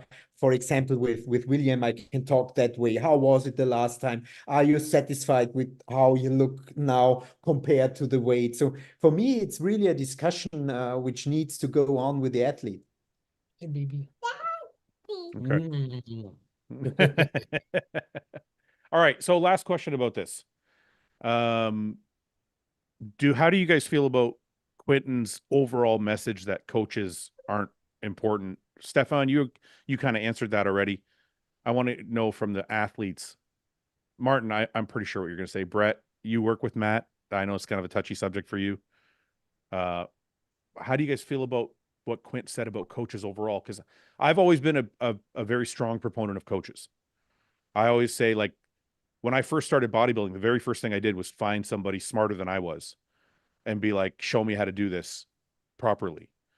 So I feel like the trial and error thing that, you know, people say like, oh, you know your body best. You don't always know your body best. You know what you're feeling, but you don't necessarily know how to problem solve it. So how do you guys feel like that's kind of my position on it? I don't know, Brett and Martin, how you guys feel about it. Do you feel like you can do this yourself? Do you feel like coaches are a very important part? Like where are you at on this?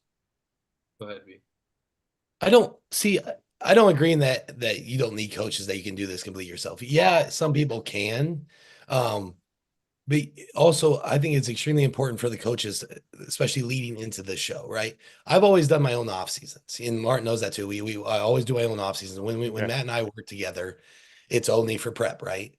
But like you need that extra set of eyes and that orchestration leading all the way in, and just that experience overall. And then more so maybe just for the mental side of things. Like he's been here, he's done this before. Right. And with any coach, they've done this before, either with yourself or with athletes before. So you trust that. And I think more just the coaching aspect, you know, keeps the cortisol down, keeps everything down, keeps the stress down, because you're trusting this person. Now, do they know what they're doing? Maybe not that, but at least you are giving your all to that trust aspect and taking that component out of it. Because I know I couldn't coach myself, meaning like making all the calls peak week by myself. You know, Right. you need somebody, and maybe it doesn't necessarily mean a coach. It can be a training partner, right? But you need somebody around you, either second eye. coach, training partner, you know, friend that is able to, you can bounce things off of, you can get confidence from. Hey, even if they're just saying, yeah, you're right, you know, let's do that. That goes a long ways. You know, if you're like, hey, I'm going to do this, and they're like, yeah, even though they might not know what you're talking about, but at least you have someone that's agreeing with what you're thinking, right? So it's more of a mental boost, I think. And I think at this level, you absolutely need a coach. And I know just from experience, I know Martin, I know his body extremely well. I could have coached him up to about 6 weeks out, you know what I mean, to be honest. But after that, you know, he needs somebody like Stefan that can, you know, land the ship, you know, have the peak week protocols, have those processes that I don't personally know, right? Right. Martin, how do you feel about it? Yeah, I mean, I'll say this, man. Like, I've done it all. I've worked with a coach. I've worked with a mentor and kind of coached myself while having somebody look over my shoulder. And I've also done it myself, you know. So I can kind of speak on it from all aspects. And I'll tell you this: no matter what, you should at least be finding somebody that you can learn from, because there's somebody in this sport that knows more than you and will help you in some way, shape, or form, you can take something away from it. You might not take all of it, you might not use all of it, but you can definitely learn something from it. So like, I mean, a huge thing with me is like, I went to pharmacy school, man. Like I know things about science and biochemistry and things that like a lot of bodybuilders don't know. And one thing working with Stefan that I got to see firsthand is like, he knows those things too. So that was one thing like for me that was very reassuring, was like my coach is smarter than I am. Right. And so like I do think that you do need to put some effort in. You do need to do your research. You need to understand why you're working with this coach. I don't think you should pick a coach based off of he made this athlete look good, because that might be the totally wrong decision for you. Stefan is one of the most incredible coaches in the world. In my opinion, he's the best ever. But that doesn't mean that he's the best coach for you. You guys could work together and you might look like absolute dog shit because you don't communicate with him well. You don't take his feedback well. It could be all sorts of things. So I think it's a big factor is how well you interact with the person. So if it's a mentor or something like that, I think it's somebody that needs to be very close to you. You know, Brett and I did this early on in our career where we were kind of mentors for each other and both helping each other and watching over each other's prep. But we both kind of had the same level of knowledge when it came to bodybuilding. Yeah.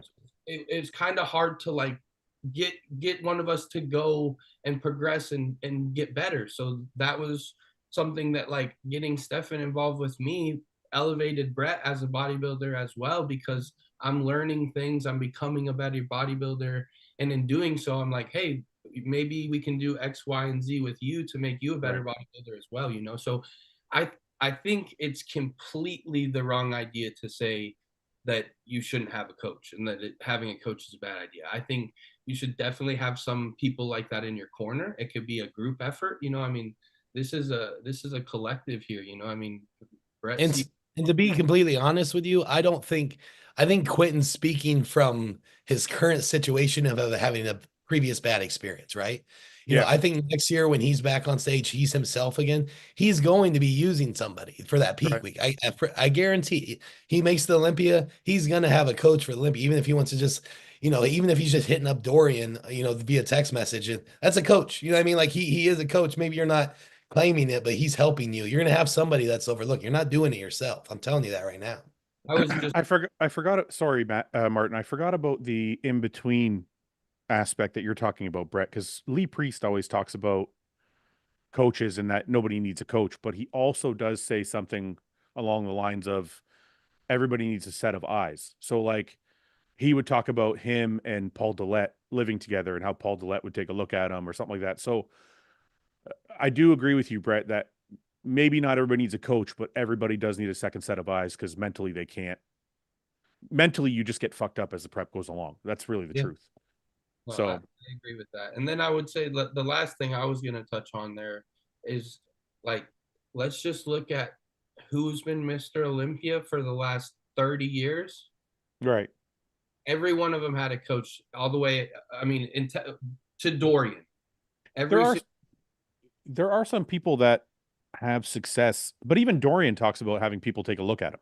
Yeah, no, that's what. But that's what I. Yeah. But yeah. After that, it was like a true coaching era. You know, Ronnie gave Chad the credit. Jay gave Aceto and Hani the credit. Phil gave Hani the credit. Because let's be honest, you can peak at a lower level show and you can probably win Night of Champions by yourself. But you start doing 2-day peaks, you start getting it gets more complex. Yeah, I mean, you start getting the pressure of like, I'm gonna win my third Mr. Olympia title. Man, I want someone else making decisions that's hydrated, that's that's in a caloric surplus that can make good decisions. Because I know for me, like I know what decisions Boss is gonna make, but there's small calculations that he changes and makes that my brain doesn't process that at that point. It's too dehydrated. It's too, you know, it just doesn't make the right decisions. And you've seen that in my peak. Look at how perfectly we peaked because Boss is calling shots, you know?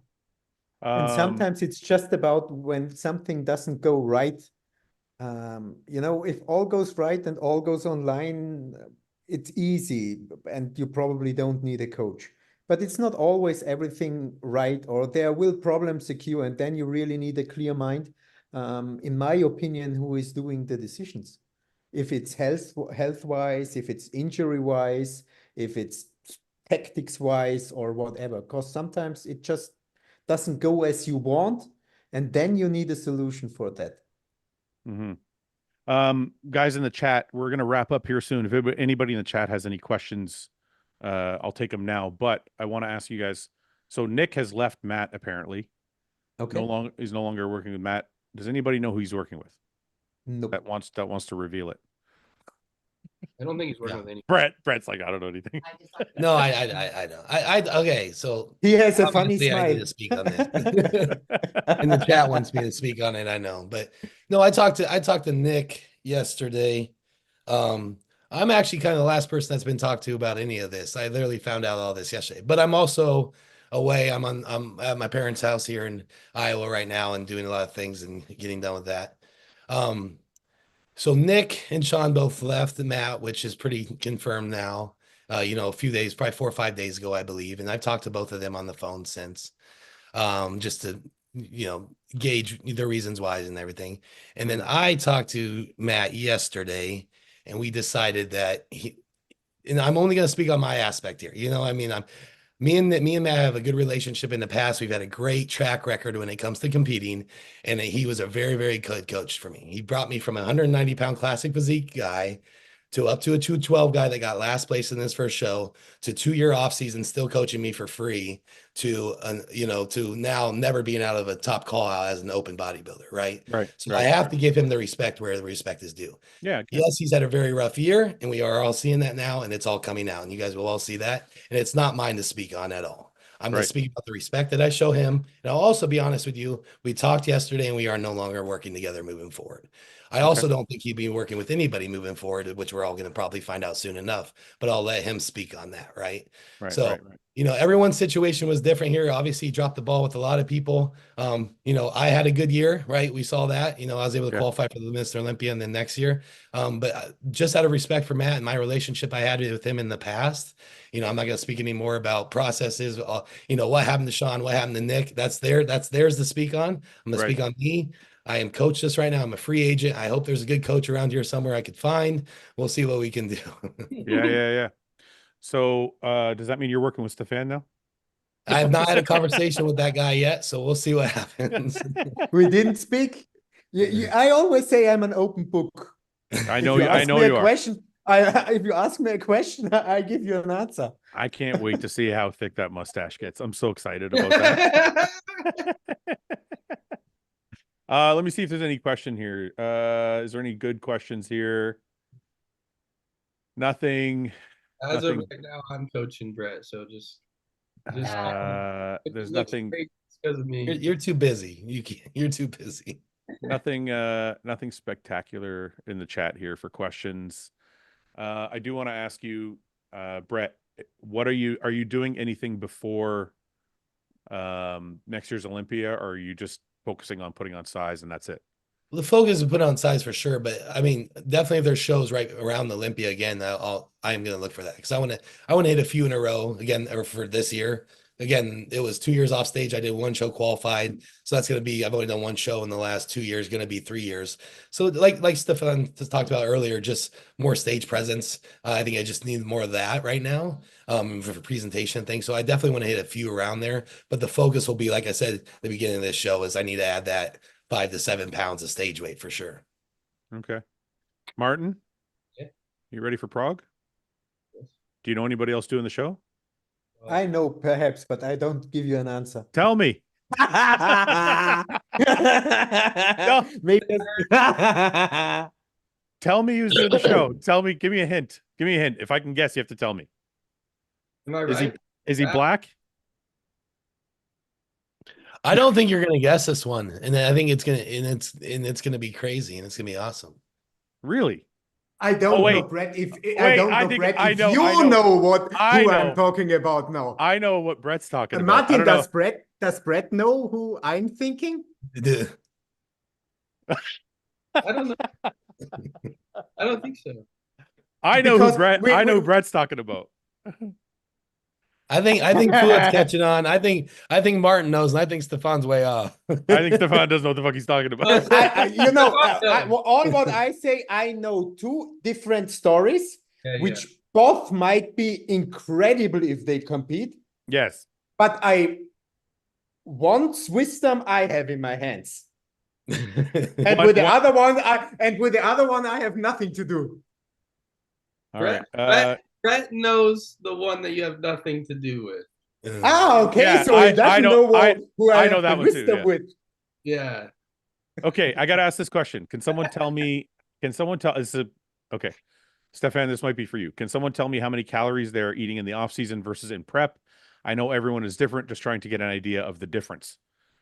So I don't know who wants to answer this, but what are you guys eating in terms of calories off season versus prep? It's completely different from person to person. If we take an extreme.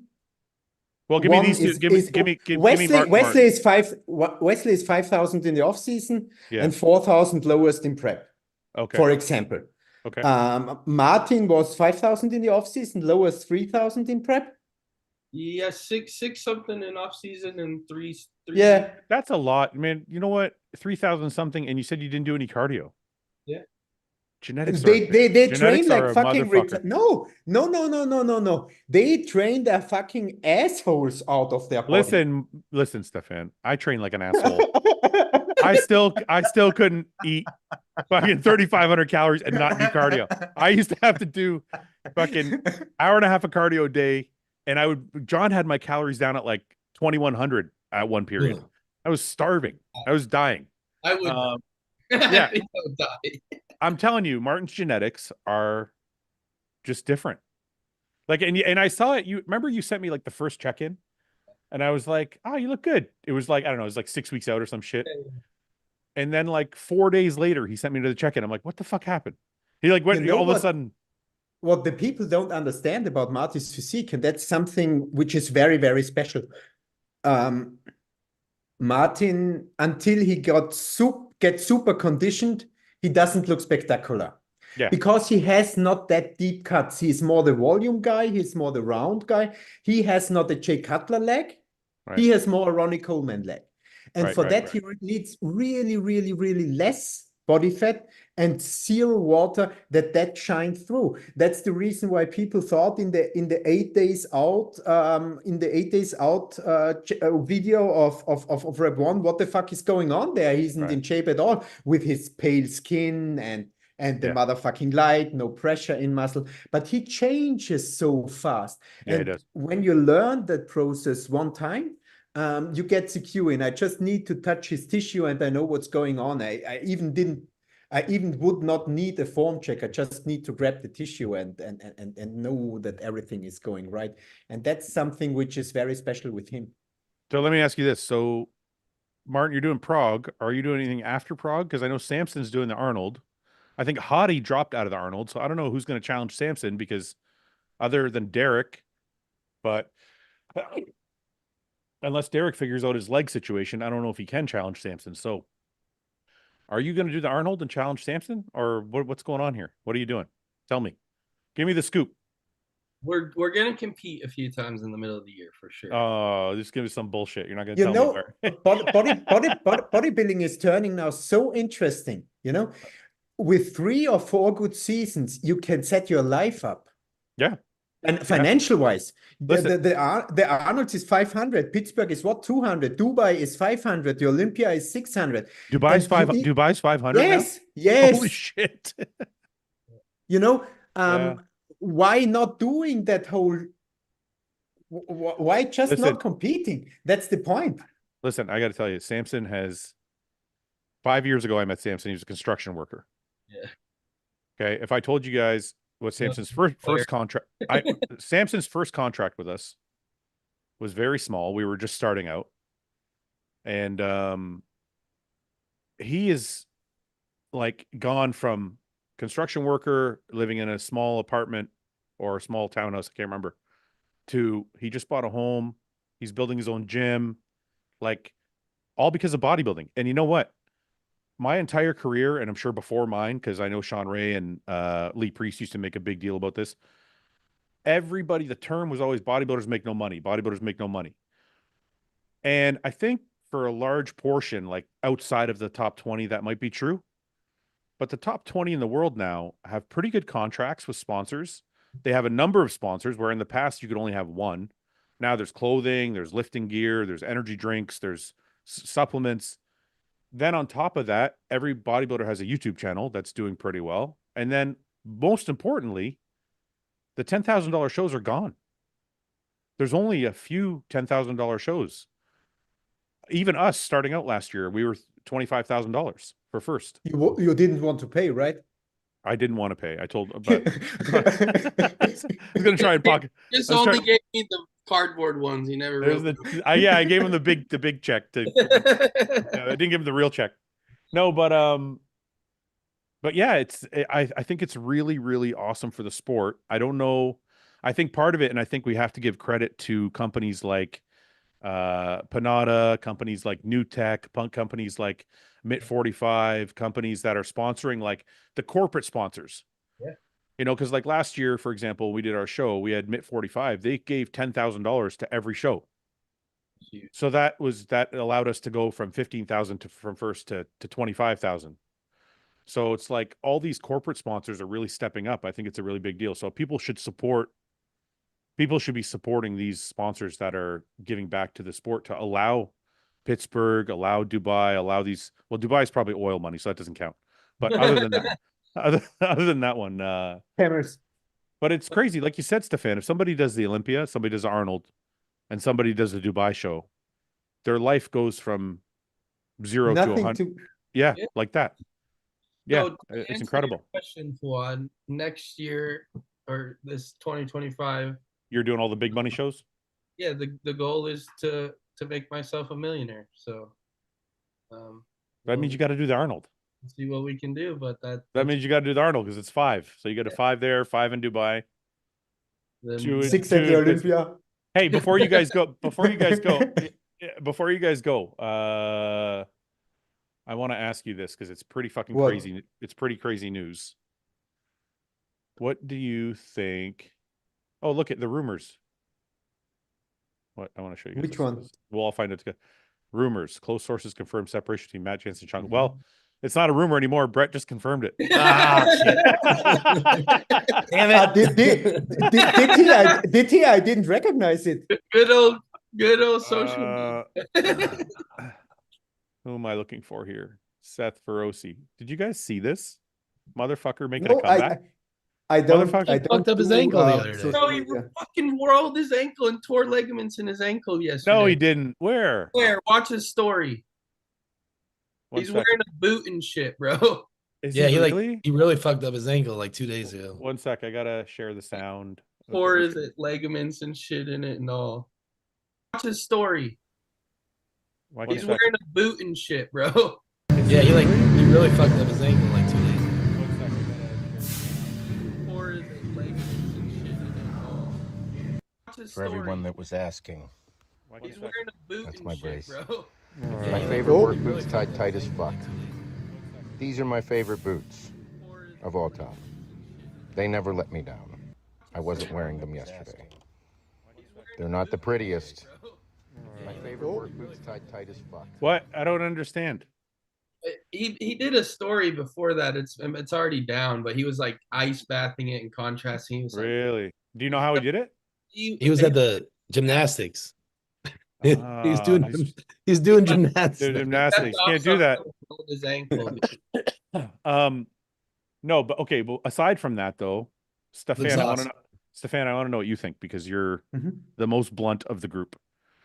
Do you think Seth? How do you think Seth will do? I don't know if he's doing 212. I'm assuming he is because he's 219 here. How do you think Seth will do in the 212? You know, it's hard to call. I just wanted to say before, I don't see those things because I'm not consuming social media at all. I just don't give a shit. For me, always the stage counts. And I've seen so many good Instagram pictures which turned out to be shit on stage. He looks very impressive on those shots. That can be said. But you know, the stage is different. Especially your balance will just be seen with others next to you. What I see a little bit right now here is the legs are far more supreme than the upper body, especially in that front double bicep shot. Even if he has some crazy arms, but that could be just the angle. Or Yeah, his legs are nuts. His legs are nuts. His legs sure. are. He looks extremely crazy here, but. If he does 212 and gets that kind of optic on stage, it could be super dangerous. Would you agree that being imbalanced from lower to upper is better than the reverse? Like guys with smaller legs usually pay the price more than guys with bigger legs and a little bit smaller upper body. I mean, unless it's drastic. I've seen both, and even there's no consistency in one judging two shows. One time he likes the leg, one time he likes the leg guy, one time he likes the arm guy. So I wouldn't go after a rule concerning that. I wouldn't. Right. I would say that there's more Mr. Olympias that have weak legs than Mr. Olympias that have weak upper bodies and crazy legs. I can't think of any Mr. Olympias that have weak legs. I mean, Dorian Yates' legs didn't like sweep really big, but Brandon's were the best. Brandon's were the best, and I think Derek's weren't as up to par with his upper body, but they were better last year. Those are the two that I was. They were better last year, though. His legs actually weren't. They were a little better, but they actually balanced more because his upper body wasn't as big. You know, I have two quotes of an Olympia judge in my ear, because after shows, I love shows where I have no people competing. That's not often the case. But when I really go immediately to the judges, because I have no personal interfere with the show or anything else, and ask them for feedback why they judge like that. That's super, super interesting for me, because then I'm personally not involved. Yeah. And I really can remember of two things. The first thing was, if you are a bodybuilder, you can't win without a good back. And the second thing is, I can't let that guy win because he has weak arms. Really? Yes. That are two quotes I have they are burned in my in my head, and both was about bodybuilding. Yeah. The back one I've heard many times. And you guys know, I mean, that's kind of what held Samson back. His conditioning was part of it, but also his back wasn't up to par where he brought that up this year. But the back one I've heard many times from a lot of different judges. It's just like, it seems to be the one body part that if you don't have it right, you can do good with no arms. Yeah, I think so too. With no arms, you can't win. Are you talking about the Mr. Olympia? Yes. Dorian Yates' arms weren't the greatest. Yeah, but they were okay. Not really. His biceps were torn. Yeah, in the end, it was maybe a little bit, but still, it was imbalanced. You can't say that it was imbalanced. He has the shape was shit of how the arm was built, but the arm was big enough to have. You can't say that about Dorian Yates. You just have no filter, eh? Like zero. It's so fucking amazing. I love it. I know, it's awesome. That's why I like having him on the show, because he's gonna say some shit. Okay, can we think of any other Mr. Olympias with small arms? Okay, I said that the shape of his arms were shit. You said he has fucking small arms. I said he had torn biceps. Yours is much worse. I said no. I said a fact. A fact is he had torn biceps. You said he had shit arms. No. The shape. Okay, wait. Is there any other Mr. Olympias with small arms? Be honest, like for real. I can't think of any right now. You're right. They all have great arms. They're like they're all in the argument for greatest arms of all time. Well, because look at Ronnie and Phil probably have two of the greatest sets of arms ever. That's what I'm saying. Arnold, Arnold. Serge Nobre, Serge Nobre never won it. Serge Oliva, the arms just insane. Yeah. Larry Scott was just an arm. Yeah, literally. Yeah. Larry Scott was just an arm. No, that is funny that there's no one that has bad arms really, except for, and even Dorian's, like you said, they're in balance with his physique. Brandon had great arms. Sean had great arms. Let's see. I'm gonna those put you on. arms are the craziest ever though. What do you think? You see, the size is totally okay of them. They are not beautiful, but the size is completely okay. Completely. I don't know about that. What don't you like about the size? The size is good. It's not. It's like you said about balance. His back is enormous. Yeah, but his arms are not. Do his arms in that shot, for example, they don't appear small. He hasn't a big peak, but the arms are not small. Yeah. It's completely in balance. Tricep. I agree with you on the tricep. Like, this is incredible. I don't know about the bicep. It's not beautiful, which I meant on the shape, but it's the tricep good. sweep. The tricep sweep is beautiful, It's right? great. Yeah, But then great. the bicep is short and not very ugly, but it's big. volume. Okay, now we get it rolling. Okay, we should probably stop before it gets out of here. Okay. Dorian smokes weed. He doesn't. Yeah. He doesn't give a shit. Okay, guys, I'm gonna let you go because we've been over. I appreciate the time, Brett. Thank you, Martin. Congratulations, Stefan. Always a pleasure. I love the mustache. Yeah, we'll catch up soon. We'll do some more podcasts and shoot the shit. But I appreciate it very much. Thank you so much. You're welcome.